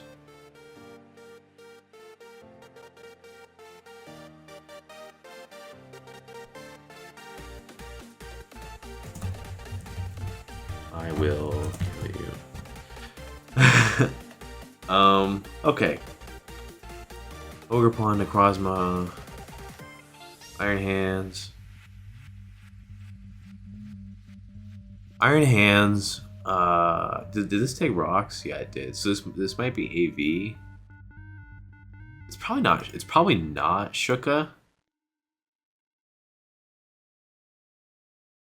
Okay, am I trolling? Did this just win? Am I trolling? I think this just wins. He's not gonna be Fizdef, right? There's not really a switch in here. Heavy Slam to 62 to 74. Ooh, it 8. Oh, okay. Very bad play by me. Okay, well, very good play by me. So I don't know how fast this guy is. Actually, he can't be that fast. He can't be that fast because he's taking hits too well. So I'm him. I actually could have double EQ'd, actually. I could have done that. So now, does Ogerpon drop this? Cudgel. Actually, I could. I can't go Darkrai anymore. I cannot go Darkrai anymore. I'm gonna stack Prim, see what he locks into. And the Necrozma will take not a lot from that.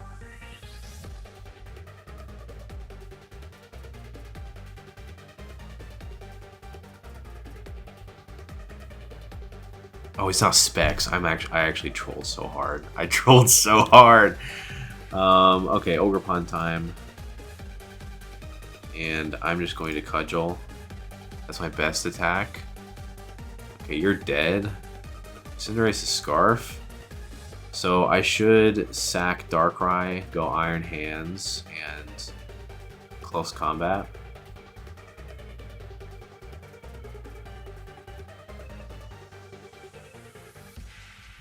Okay, I win. So I made a couple mistakes for sure, but they did not matter. And this Cudgel to 76 to 90. So he actually might live this. That'd be very annoying. Oh, I lose. Okay. Game over. He's gonna vacuum wave now. Alright, so I actually think that as far as the build goes, that was pretty good. I just made a couple mistakes. I definitely win that game otherwise. I just made some mistakes. Let me post this.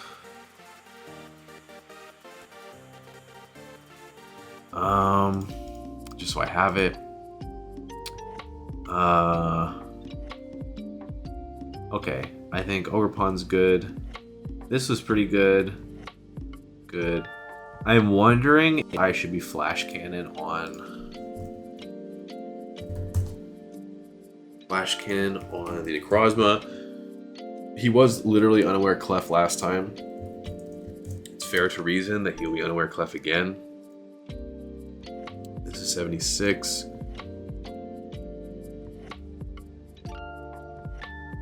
I don't think Registeel's even coming. I think its matchup's really bad. So I trust that's not coming. That Psyshock did 29. So if he was not physically defensive, that should have done... Yeah, okay. So...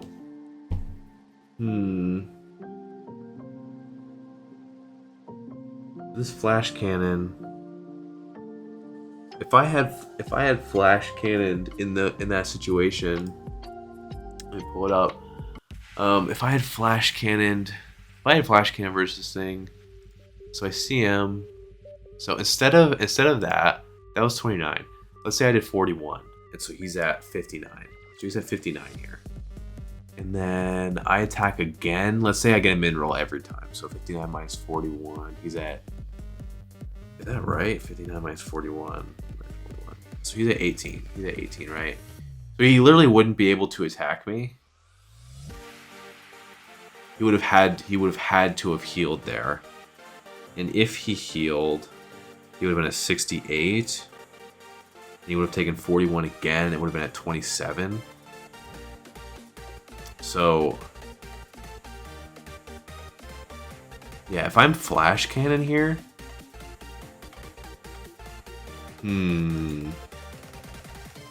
that could be better. Now, I already kind of, yeah, never mind. I remember why I'm 46, 46. I mean, okay, Psyshock. DD is still a pretty promising idea, but I think I like this with F. So we have flash cannon. I do think I'm going to do that. Flash cannon. Okay, that's the main change I want to do. I think this was good. Okay. Yep. So this is the only change I'm gonna do, and then we're gonna get more mocks and see how it goes. So, yep. We'll be back in a second. Actually, I thought of something evil. So, the reason I wasn't a photon was a PP thing. But I realized that like the main reason I want to have 2 attacks in the first place, so in the off chance one of these shitters down here comes, I have another attack to hit them. But like originally I was Earth Power because it also hit Earthquake, because it's Slow King and Registeel. But realistically, if I'm Photon or if I'm Psyshock, like I'm still gonna beat my way through Registeel. And then when it comes to Sableye, no matter what attack I am, I have to switch out because Encore is always going to beat me. So I'm just gonna go hard Darkrai or hard Quirk or whatever and just go with it. With that in mind, this is kind of demon, but I think I could literally just be Photon and Psyshock, and then I always have the PP to beat the Hydrapple. Now, one thing about that is this should allow me to be reasonably good with my PP.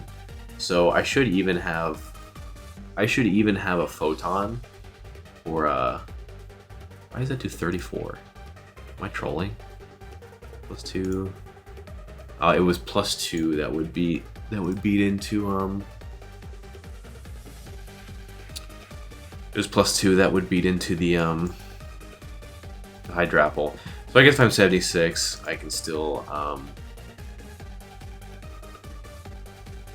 actually, am I trolling? Oh, this is what? Well, did I just calc this and it did 50? I don't know, man. Maybe this was versus 244.0. Yeah, must have been. So it's possible. I think off screen I might tweak, like mess with some EVs, but I'm actually thinking of being this set. It's also possible that weakness policy isn't that helpful. I feel like it is though. I could honestly see like Lum being nice as well.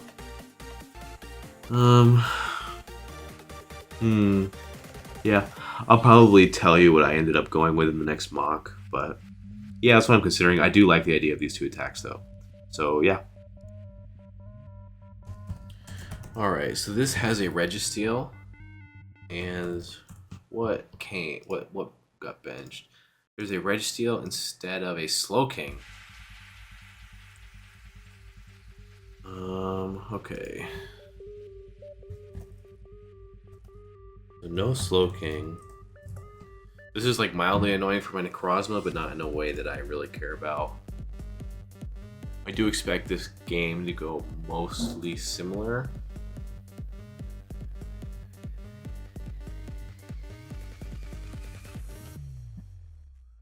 And lead Keldeo. Okay, he's definitely switching. This is a Terra Poison Keldeo. So I imagine this is to eat Cudgels from Ogerpon. Goes for the flip turn. In this case, if it's poison for Ogerpon, I could see either of these Terras actually being used, but I still think it's wrong to be Keldeo. I mean, not only does it live a hit from the Ogerpon, but also hold on. It also breaks the Primarina.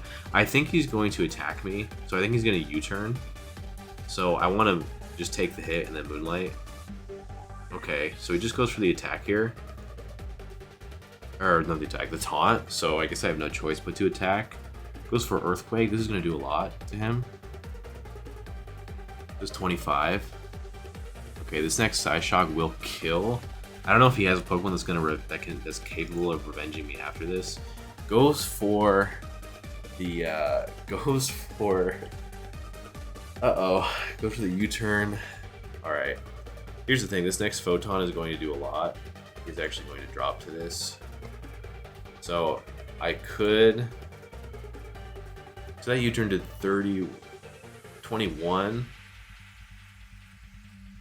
The Cinderace can kill me. He's not gonna Encore, right? Actually, the moment he Encores, it's over. So I'm actually gonna heal. If he Encores me into healing move, then it is what it is. But Photon is actually gonna blow his head off. So I'm just gonna heal up. See what he goes for. Okay, went for the Encore. He goes for Nightshade. Okay. So when he lets me, once his Encore wears out, he's dead. Okay, goodbye. Goodbye. +3 Photon Geyser to the face. Goodbye. Is Keldeo capable of revenging me? Probably not. Why does everything die? Because yeah, a huge perk, because obviously I was considering PP at the time, but a huge perk of Photon Geyser that is it ignores abilities. So the unaware clef thing doesn't actually work. I think I'm going to Psyshock this. Photon Geyser. I don't want to burn all my... Do I want to burn all my... Actually, do I care? Photon Geyser would theoretically drop Hydrapple if you believe this calc for what it is. But versus the Registeel... it is a 3 KO. So I would have 3 Photons after this. Hopefully it's not leftovers, because that would be annoying. Goes for T-Wave, and he misses the T-Wave. It is leftovers. So I don't think we're going to outdamage the leftovers. It looks like... I wonder if he's Rest. He's probably not Rest, actually. Goes for the Iron Defense. Okay, so we actually are going to have to... The Psyshock will not kill, so... Goes for Heavy Slam, that does nothing. We are actually going to have to burn an extra Photon, which is pretty annoying. That's okay, because we have a million Psyshocks to get through the woods with. This Pyro Ball... I'm going to Moonlight. He goes for Super Fang, it leaves me kind of low. That's fine. My Psy Shock should kill this. Ooh, gets the para. Fireball does not kill. Oh, okay. This is gonna be the end for us. Hopefully we don't get paralyzed. All right, this is dead. So Necrozma's gonna walk out of here with 3 kills. Gets the U-turn off. That's okay. That's extremely good value, obviously. So I can go Darkrai and Psychic. It will not kill though. So then you can ask yourself, like, okay, should Prim be? Should you even go Prim? Does he have Terra Blast? I guess in theory you could go Darkrai and then Psyshock, or not Psyshock, Psychic. You drop, and then Ogerpon comes in. The SD. I don't like that idea either. Part of me wants to go, or I could go Iron Hands. I could go Iron Hands actually, and just Earthquake. I went Iron Hands and Earthquaked. Iron Hands.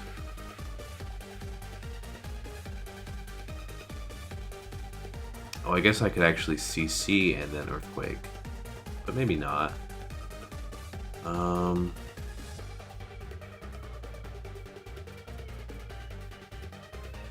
Yeah, I think Iron Hands is actually the most expendable guy here. So I feel like I want to just Earthquake. I don't think he's going to Terra though. Goes for Flip Turn. I think we'll go Hard Lando. But we're going to easily... Ooh, he goes for the Hydrapple. Alright, let's Ice Punch this. I don't think he's going to want a Terra because... Yeah, I don't think he's going to want a Terra. Alright, I'm going to Ice Punch take this out. I think he's going to Terra because I just flexed the Earthquake. Okay, so Lando is here now. And we're going to eat that. So now we're going to be in range of Keldeo finally, but then it's Keldeo against the world, basically. Which is not something that I'm worried about. I don't know if it's Keldeo specs, by the way. I don't actually know, but it could be. Keldeo is here. I'm just going to let him kill me.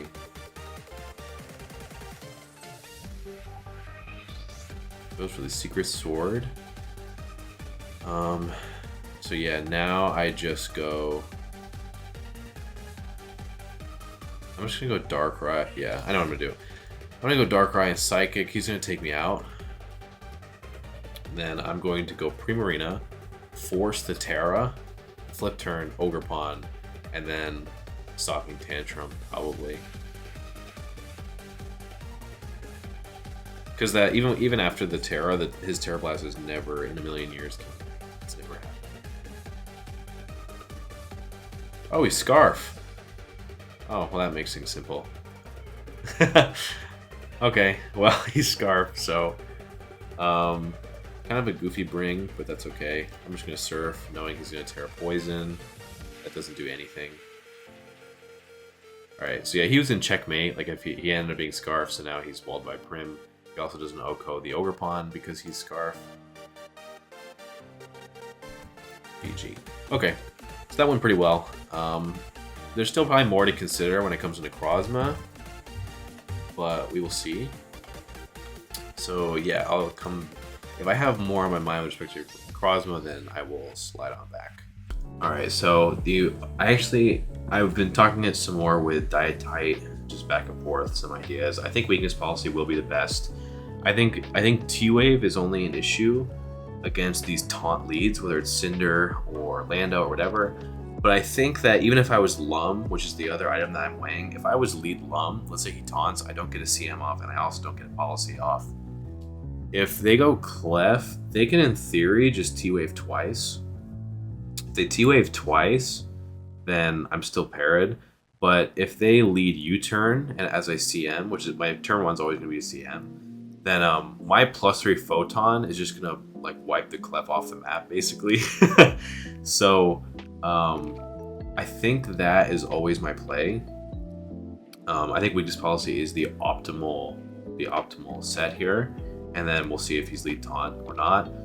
The other change I made is I went back to what the Primarina from the regular season in week 4 had, which is Psychic over Moonblast. I think it just simplifies my click against Keldeo. I think Psychic still does a lot. There's like 70 to Keldeo. I don't have to even kill it because, one, I wall it if it's well, I guess in the hypothetical, the Terra Poison doesn't. Terra Poison has an attack for it, but if it's Terra Fight, Psychic is going to beat it anyway. But also, I just have to get a connect on a nice hit on it. If after one Psychic, it's going to be in range of Darkrai, it's going to be in range of Ivy Cudgel from Ogerpon. So I don't like have to get like the maximum possible damage on Keldeo. I just have to make sure I get damage. If he's like Terra Poison and he hasn't Terra'd yet, and I'm like guessing between Surf and Moonblast, like that could be pretty bad. So I mean, I think I would always Surf in that situation, but it's not great. So I think Psychic just simplifies that play for me. I don't have to predict or anything. And then, yeah, everything else is the same. So, admittedly, I am still mulling over this discourse about Necrozma, but I think I like how things stand right now. So, you know, I think here's the real question. Clefable, Necrozma, and we are at 84. If +3 Photon, like, just does, like, a million. Okay.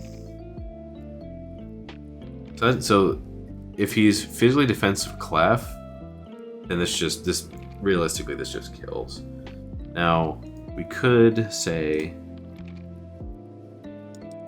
try and work this up to 116 just to take the luck out of it. And I think and I am inclined to like to do stuff like that. So I think I'm going to. It was 224, 136.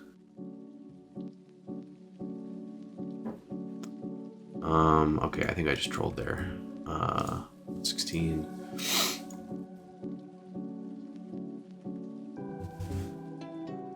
Oh, okay, hold on, never mind. I didn't troll. 319. Oh, wait, hold on. Yeah, I did troll. I keep trolling. I'm trolling. We're gonna see how much defense we actually want. That's gonna be the main question here. Well, actually, no. If we want. Okay, yeah, never mind. I am trolling. I don't know what I'm talking about. I'm a total fool. Okay. So that'll get us there. If he is... Now, if he is calm, like max special defense calm, which is possible, then he's always going to live. However, if I'm +1, like if I only get a CM off, or he's taunt lead and I get nothing off, then he literally can just T-wave. He T-waves twice, and I'm in the same spot. So weakness policy, yeah, okay, that is, yeah. Weakness policy is the best in either scenario. So now I'm just gonna go back to calcing Lando hits and Cinderace hits. Make sure that this is the optimal investment. 252. Okay, so that's good. Now the annoying thing is that this is technically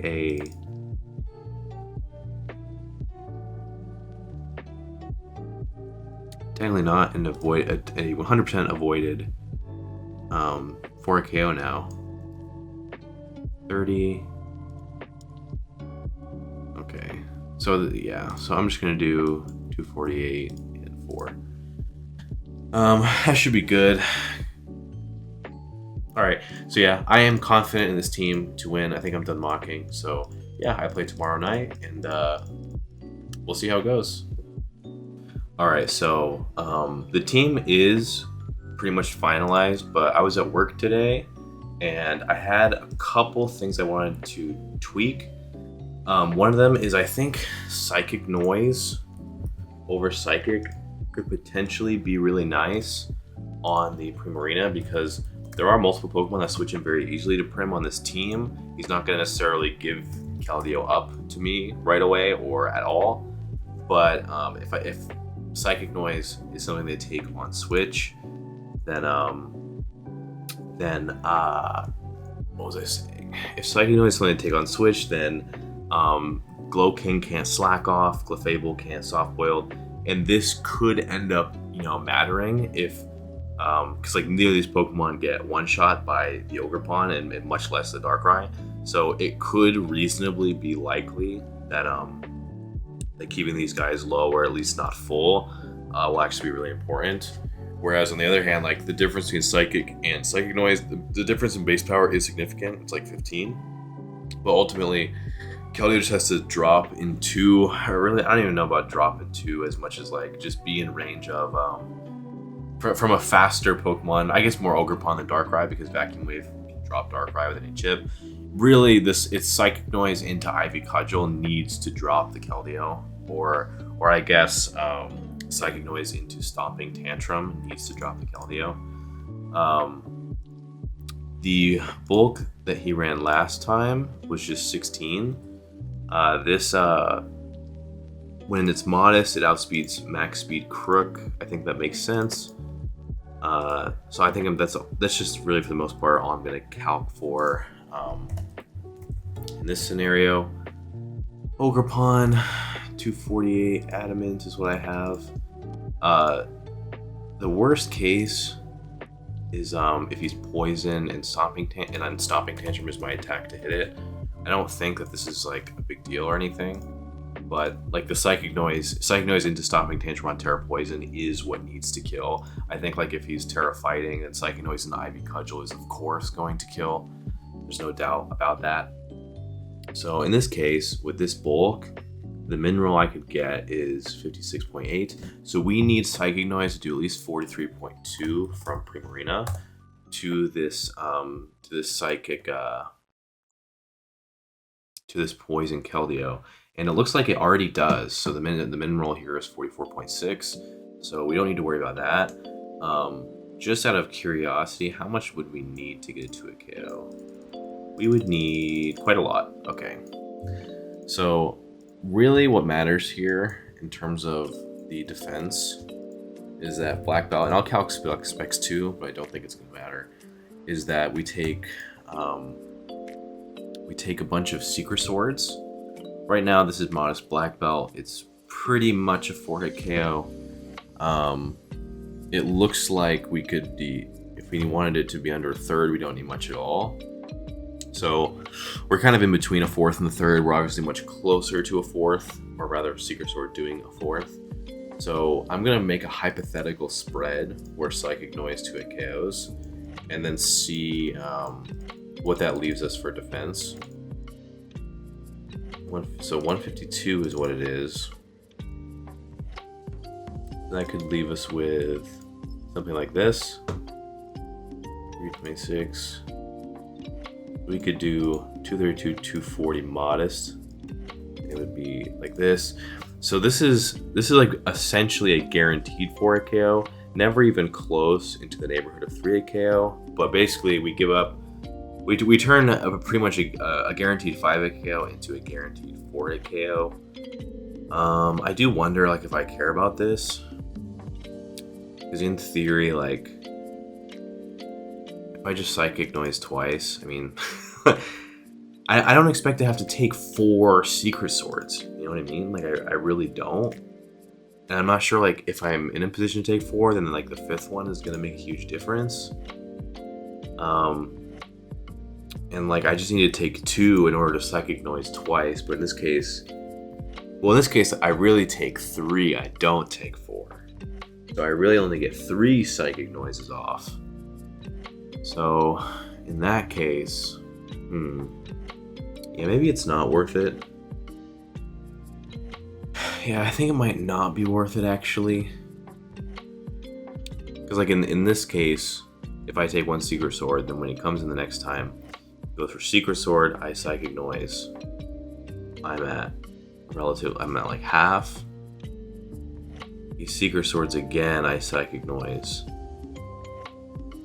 Okay, so actually he has to Secret Sword me twice. He has to Secret Sword me twice before he can win the 1v1. But if I did get the Psychic Noise off 1 time, then he's immediately in range of any attack from Ogerpon. Being max Fizz Def turns that into he has to Secret Sword me 3 times instead of twice. But it's still true that I will always revenge him anyway with Ogerpon. So, this is kind of tough.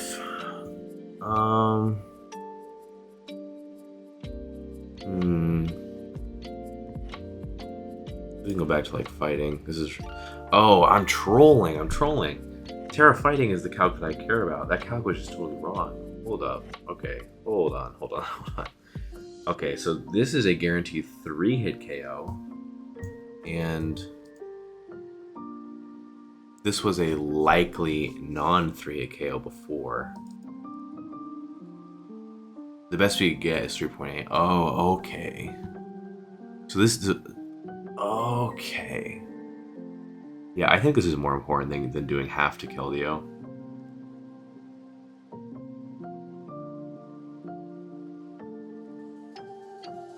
Just because, like I said, I think he's not switching it. He's not staying in anyway. I have Surf. Yeah, Surf. Yeah, these are the 4 attacks I want still.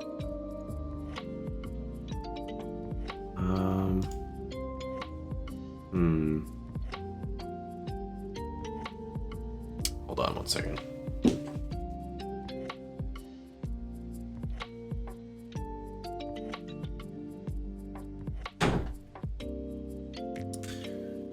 Oops, my bad. I closed a door in my place, and my cat was in there. She could not get out. Ice Beam, Flip Turn, Surf, Psychic Noise. So really the question is, like, do I want to be...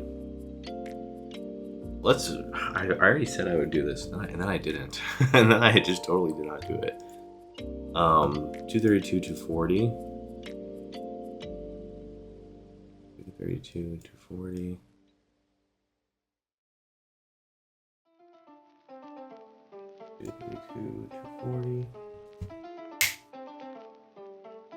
My cat's being annoying. There we go. She's in here now. Doing that thing where like the cat wants to get in and then get out, and then get in and then get out. She's about to do it. She's about to do it on the balcony. Oh my god. I'm gonna kill this thing. Okay, so with this spread, like, Secret Sword is simply a 3 KO. So really, it's not even helpful. Like it would be the same as doing this, basically. And that's horrible. I feel like that's really bad. That's pretty garbage. And if that's the case, because like that's really the way to look at it. Because like, yeah, the calc when you have this much in it is like, oh, it only just 32, right? But it's a 3 KO either way. So it's effectively as trash as the last Prem. So yeah, I think I don't want to do this actually. I think I do want to minimize. I do want to. What did I have before? I don't remember what it was before. Let me pull this up. I don't remember how fast, or if my Prim had any speed. I don't think it did. Yeah, it didn't. So it was just 252. Bold. It was 24. This is what I had before. And so this was like basically not. This was basically not a 3 KO. I think that's better. Yeah. And the Psychic Noise is like a roll to 2 KO, but like, you know, maybe it doesn't. I don't think he's staying in anyway. But I don't know, it really is kind of important to 2 KO this guy. It really is important to 2 KO this guy when I think about it. Maybe Psychic. Maybe this is the move. Yeah, maybe like I was thinking of Psychic Noise, but maybe I'm just wrong. I think Psychic's probably better. And I had Psychic last time, and I probably went through the same thought experiment last time. Yeah, I think actually delaying the healing ability of Clef and Slowking, I think that's actually not important now that I think about it. So, alright, we're not going to do that. But the thing I did want to think about is, we obviously want to be as physically defensive as possible to take Pyro Balls and Earthquakes and U-turns. But this isn't for any specific calc necessarily. It's relatively close to 1. What I was thinking is like, if I CM turn 1 and then U-turn and I'm at +3, If like the entire game in a way hinges on me one-shotting Clef when it comes in. If he goes Clef and I do one-shot that Clef, it's game over, honestly. Like I think I just win. Assuming he brings the same 6. I guess if Red Steel comes, it's kind of different, but the reason this came up on my mind is that I know that his Clef last time, I don't remember because we talked about it, I don't remember exactly what it was, but this spread that he has was for like a specific purpose. It is calm though. It is calm. This set is kind of not good. At least it's effectively impotent versus what I have. Because like I would photon, you would nice shade at best, encore, like who even knows what that's all about. But if in theory my +3 can take out this 68 calm, then that would be pretty big. That would be huge even. So we're gonna try it. We'll see if it works. This is +3. Then we'll do 68 calm. That does 84 to 100. So we have to invest a lot. We have to invest a lot to get here.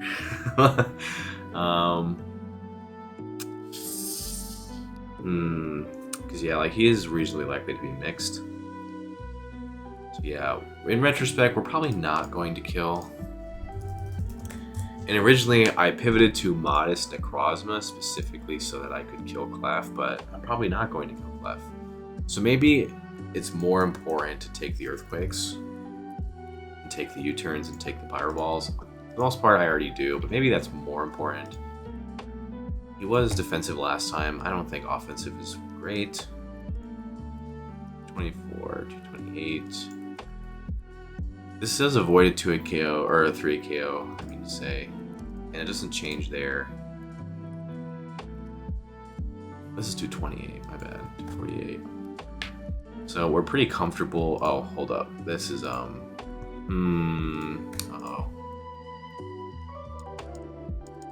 The thing is, we can't actually do this, I don't think. Because this leaves, let me pull up a different team here.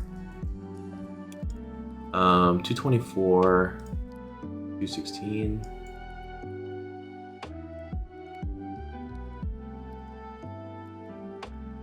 Okay, I remember wanting like 84 or something to 2 KO the Hydrapple with Psyshock. If I ran out of photons, if that happened. Now you could say like, okay, it's not that important, and maybe it's not.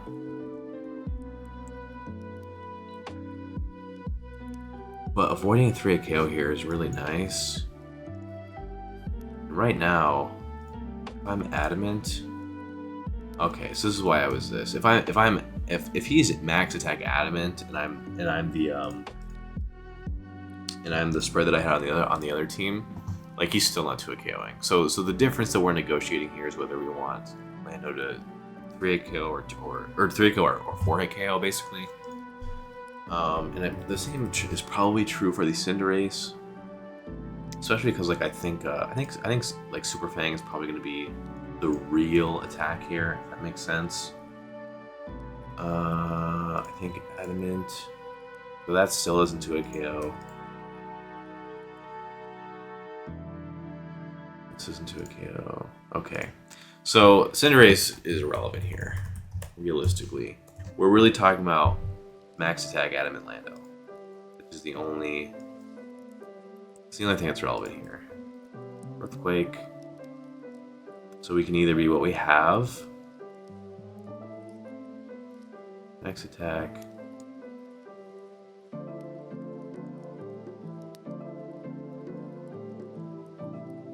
am I trolling? What was I thinking? This was max attack, or maybe was it defensive? Is that what? Am I lost? Am I lost here? Yeah, looks like I am lost. 224, 216, and then like 68. Is this better? Maybe it is. It might be better. Because again, if I'm not gonna kill Clef anyway, I'm not gonna kill Cliff anyway. Man, that's still a 75% chance to drop this fool. Even if I'm like this really fat spread. Because like I'm modest. Honestly, like maybe that's just worth it.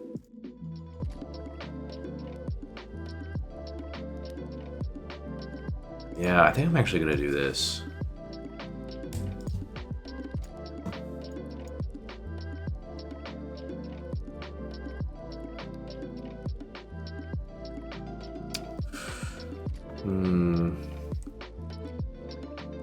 I didn't realize that like this roll was so good for me. But the kind of ugly thing is like I don't think I'm gonna. It's not likely that I one-shot the Clef. Because like we take this, yeah, like this is a guaranteed live in this case. And if I was the modest, this is also basically not killing. I would have to be this, after this much. That's like a ton of investment. So yeah. Well, let's see. I like this in concept. I think I'm gonna swap that out.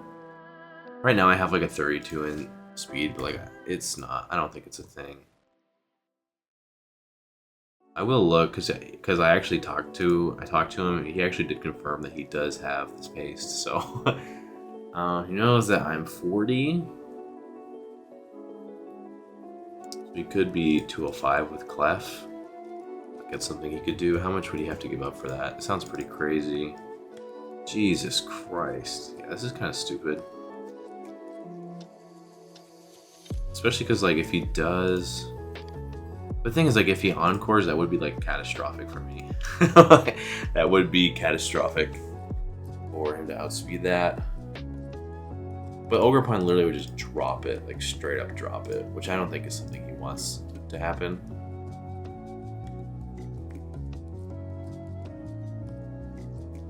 I also could just be faster than this, so I don't know, it's kind of goofy. I just think this is the highest upside. Because I was 32 before, I mean, he can creep that too, right? So this is really, the speed consideration is really a non-issue. But it does look like being more phys-def is just wiser. I'm probably not going to one-shot with Photon anyway, even at +3, so I might as well think it's better. And with that in mind, I probably should temper my expectations for Necrozma. I really need Necrozma to take 2 Pokemon. 3 would be great, but 2 at least. So yeah, I think this is better. But yeah, Primarina we ended up keeping Psychic. So yeah, I think this is the build. I play in 5.5 hours.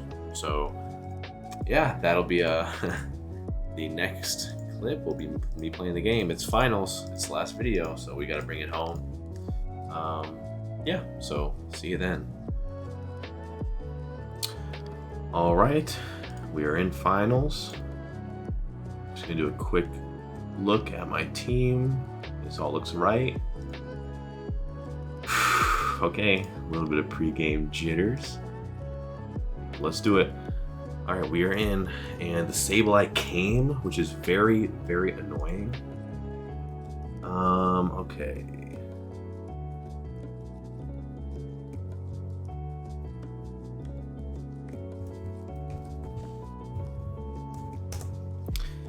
Okay, so the Sableye came.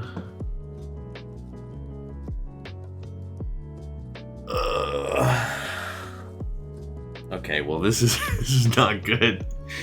I was definitely banking on that Sableye not coming. So now my lead Necrozma cannot hit the Sableye. A part of me would want to lead Necrozma anyway.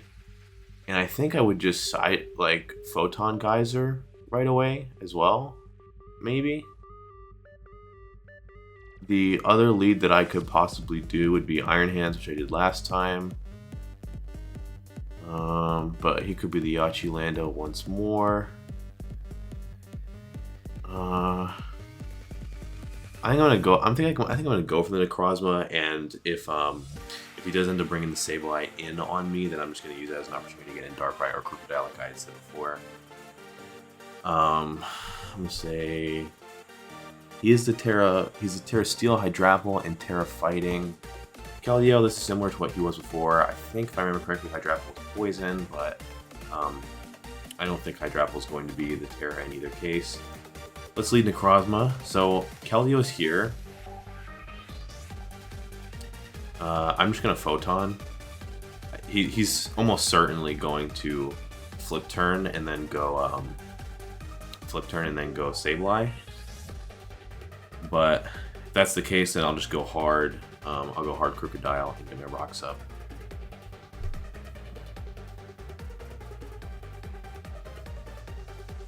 Okay.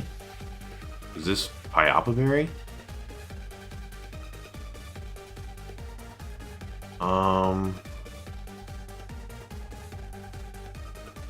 Is he gonna give me...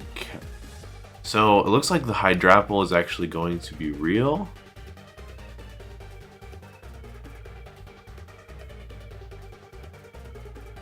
Now, if I went Primarina... Does this guy even get a move for Prim?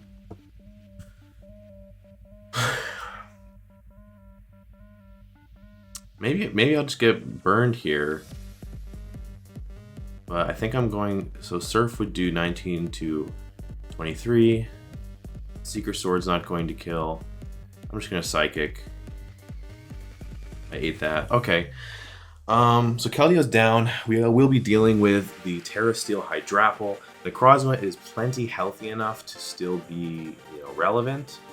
This Primarina can get sacked, honestly. Thing is, this is Terra Steel Hydrapple, so I can CC it with Iron Hands. I can EQ it with Crocodile. So this is definitely like an unusual way for the game to go. But I guess like that's whatever. So he's definitely going to attack me here and just kind of take me down.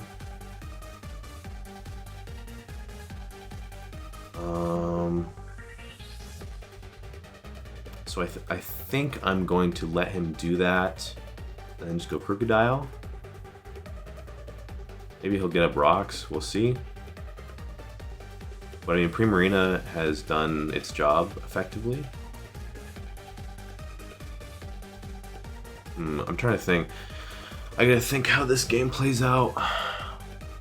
My Necrozma's in a very strange spot.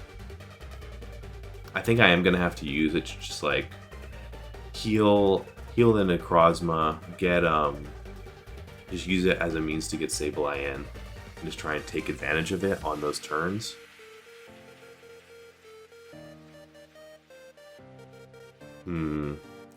The ways for him to damage the Darkrai. So I just noticed the Sableye came over the Sableye came over what do you call it? Over Glowking. So now party wants to go Crocodile and get rocks up. I could see the thing is like I could go Necrozma and try and heal. But he could just taunt, and then so I blocks the heal, then U-turn, and then my weakness policy gets popped, and then it goes Sableye, goes into nothing. So I think it'd be better to just go straight into the Crocodile and get rocks up. I could alternatively go Iron Hands, but that would be revealing Shuka pretty obviously, and then he could be Yachi like last time. So yeah, I'm gonna go Crocodile, and I also could knock. I really could knock here. I also could Earthquake into Gunk Shot, could reasonably drop Clefable as we've discussed before, but I'm not so sure that's what we're gonna want to do. Part of me does want to just get rocks up. The freaky thing is he's going to go hard Hydrapple, and that's going to be pretty much uncontested when he does. So I do wonder if like knock is better.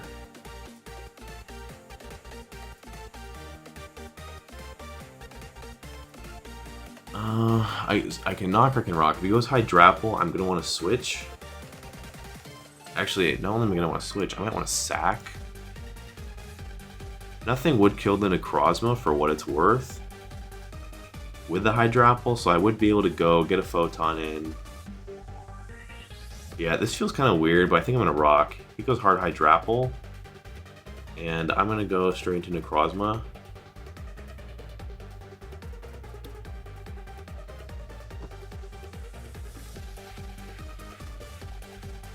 Now, one could argue that I would want to knock, actually, but I think I don't. Hard Cross, we'll see how much this does. Goes for the Giga Drain, does not do a lot. I'm gonna Moonlight. We'll see what he does. Hopefully he's not Plot. He's Dragon Tail. Okay, so I'm just gonna Photon for damage. We'll see how much that does.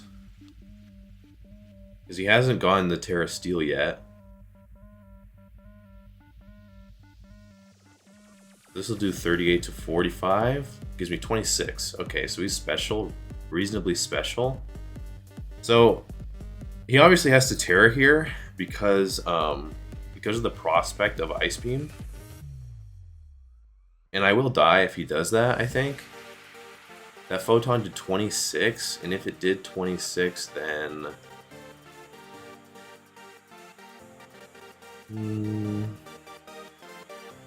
that did 26, then he's probably just... well, we can probably just assume he's AV, right? If that's the case, I kind of want to go back to Necrozma. It doesn't... I don't know if he... if I go back to Necrozma, Fickle Beam... well, he could kill me with Fickle Beam, which is always very irritating. The thing is, I think I'm almost certainly going to force... the Terra here. Goes for Giga Drain. Alright, so I'm going to Moonlight and be faster than him. But it looks like this is... so now, like, my CC does, like, 83. So I just have to Photon him once, and he's in range of Iron Hands.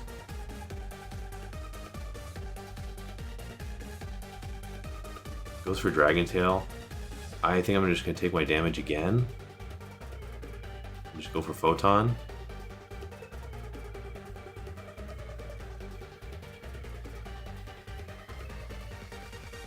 Goes for the Sableye. Okay. So now I want to go back to Crocodile, I think, and knock. I do think screens are going to come out here. Goes for knock on me, gets Helmet. Okay. So he's kind of in a weird spot, actually. Huh. Okay, so Light Clay came off and I did crit.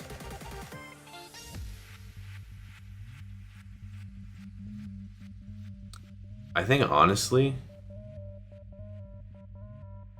if he is... I think I just attack. I think I just attack a bunch of times.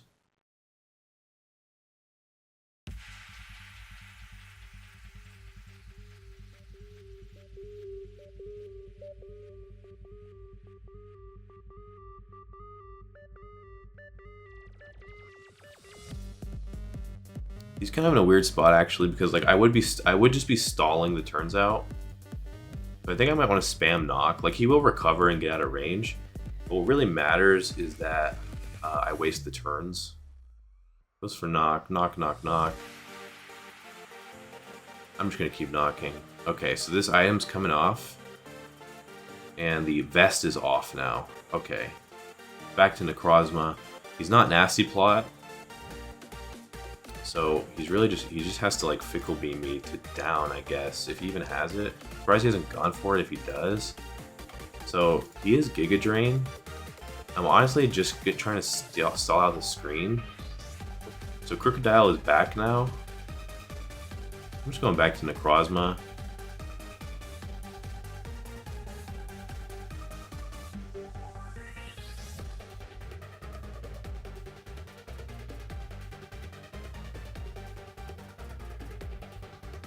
Let's see, can I get something favorable? Alright, so now we have Crocodile. Go back to Necrozma.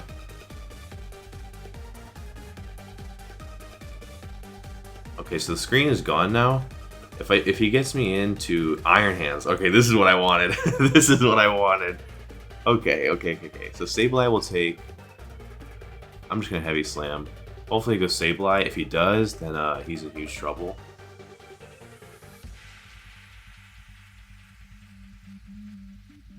I do think he's almost certainly switching out, though. I think staying in is very stupid here. Alright, so I just got the Heavy Slam. And now, no screens. Necrozma is at 94. And the weakness policy can go off now. So we're looking pretty good. We're standing pretty tall here right now. Yeah, that Heavy Slam was very good for me. I do think this Lando is Yachi still, so I'm not in love with the prospect of staying in. The Crocodile is a bit more flexible to die, even with the Cinderace alive. Not that I'm necessarily in a rush to sack it, of course, but I can. The only thing that's kind of lame about, the... Okay, so hard Lando. I think I'm just going to go into the Crocodile. And... I gotta think this through. Because I could go Crocodile. He was Focus Blast last time, which was very cringe. That would do half. Yeah, I don't think he's going to do it raw, though. So we'll see how much this does. He goes for Earthquake. That doesn't do much at all. So I think I'm going to knock. I think he could go hard Clefable or just... Yeah, he could go hard Clefable. But we'll take the item off if he does. But if he's going to give me the item on Lando, then that's like really nice. Because then it means that Iron Hands is just going to very reliably take it out.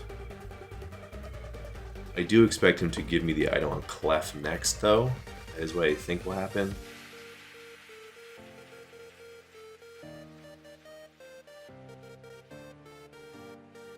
That Earthquake did... Actually, hold on. That Earthquake did a lot. Hold up. This is a -1 attack. That did 31. Okay, so he's empty banned. He could just be adamant. But it doesn't seem like he's Yachi. He's also not... Okay, so this Gunk Shot's going to do a lot.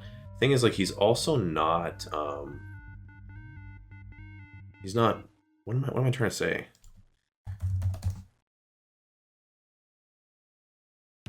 Moonblast would do a lot. I think I'm just going to go into Necrozma and try and hit this down. That knock did 20. So I don't think he's defensive at all.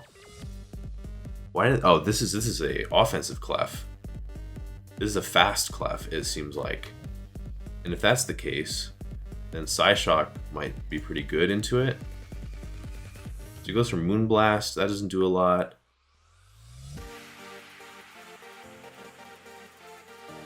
Photon. Psyshock would actually do more.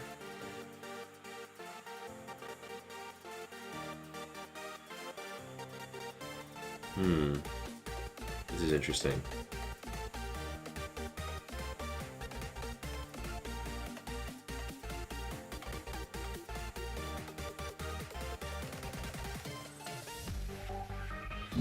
And if you did 32 again, it would be...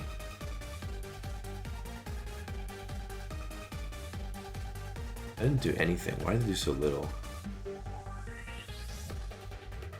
Should I heal?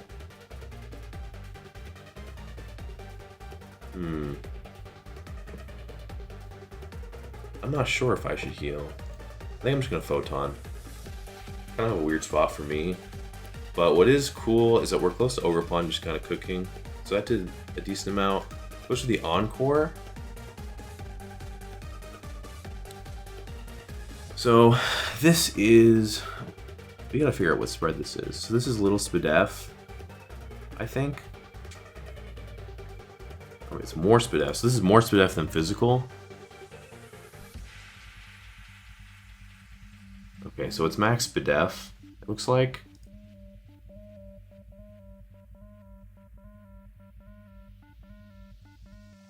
And if that's the case,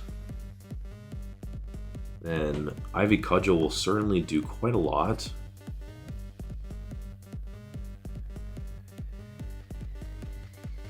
I think I'm gonna be a little silly here. Oh, I got the drop. Ooh, I got the drop. I got the drop.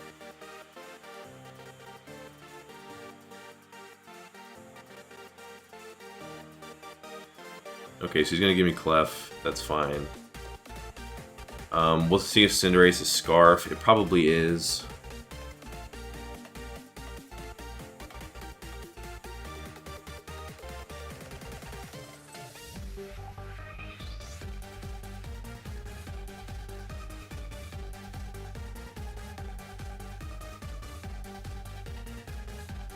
Surely he's bluffing. Surely he's gonna bluff Scarf, right? Surely he's gonna. This has to be an expert bluff of Scarf. It has to be. There's no way that it's not, right? The Hydrapple is here. I don't think he's capable of taking me out. I literally don't think he can. Fickle Beam. I'm just gonna Tantrum. I don't think he can take me out. He's gonna have to Dragon Tail. He does Dragon Tail. Okay. So now we got the Iron Hands. We have Iron Hands out. I'm just gonna Ice Punch.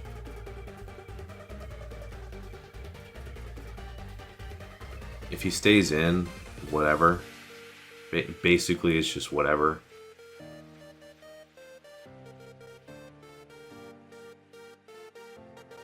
Actually, is that a bad play?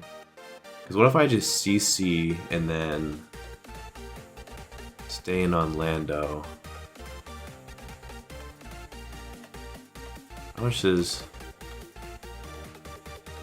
Fickle Beam doesn't even do that much. I'm just going to Ice Punch. Is this the right move? This feels bad. This feels kind of bad. The Giga Drain, Dragon Tail, Fickle Beam. He could be Leaf Storm. Could Earthquake. The thing is, like, if I do pop... I think I do want to keep health on this, though. Because, like, in theory, I could go... Necrozma.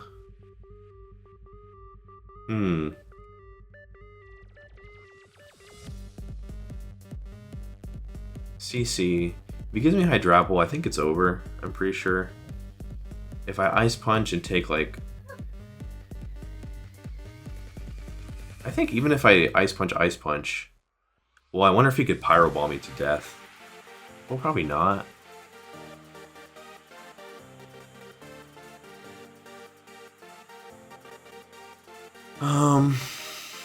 I do truly want to Ice Punch. I really do.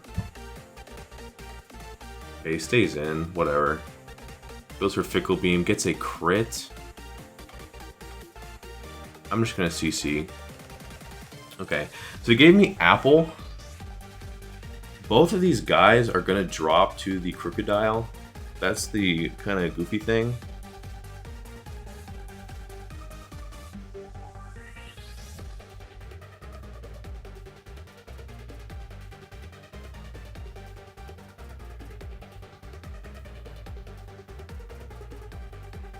Let me think.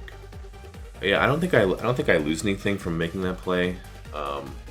Like I do think this Lando is Yachi, and I think I just win is the thing because you can go Ace.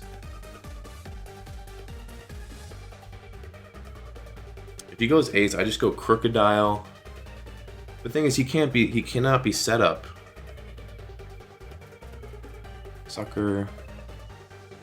Let's say he is Sucker on the Ogerpon. I guess +2 Sucker could drop. Yeah, I don't think it matters that I took that damage. The Earthquake from Lando is gonna do 34. Okay, so he went hard into Lando. I believe I'm gonna go straight to Crocodile, I believe. If I go Crocodile and then I go into Necrozma, do I just win? I think so.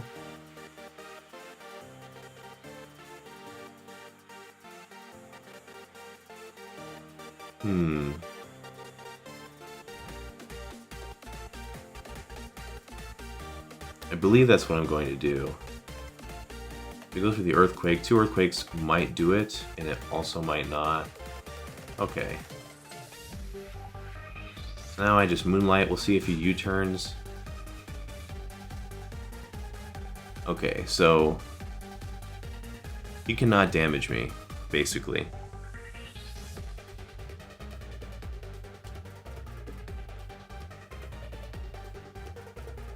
So, 2 photon. How many photons do I need for Cinder to drop?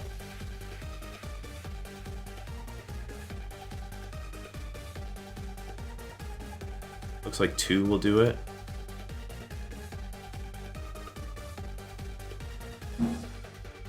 Okay, so I'm gonna Moonlight one last time, and then Photon, Photon, and it should be over. Okay, and this next one's going to drop, almost certainly. Goes for the Endure. I don't think... Can Pyro kill me? I don't think... Okay, well, GG, woo! I don't think that would have killed Hands either, but Blaze Pyro was super scary there. Alright, so we won finals, and that was a pretty dominant and convincing victory. I actually do think there was a prep mismatch. I think if that Hydrapple was Nasty Claw, I would have been in huge trouble. But I was very conflicted on that turn where I Ice Punched into Hydrapple, but in retrospect, because I was Shuka, I think that actually was a pretty solid play. Because like I have so many pieces and the Crossman takes so little, the Iron Hands never takes the damage, or like it's never even close to the range of Earthquake. I actually don't know if Blaze boosted Pyro. Actually, yeah, it probably would kill Darkrai. So yeah, if he would have to double crit, he would have to crit Necrozma and then crit Necrozma in order to win. So but that Endure set was pretty cool. GG Sin. Yeah, so that's the end of the series. I definitely worked hard on this build. All the playoff builds I worked pretty hard on, but hopefully you were able to get something out of this. And yeah, it was fun while it lasted, and I'll see you whenever I see you.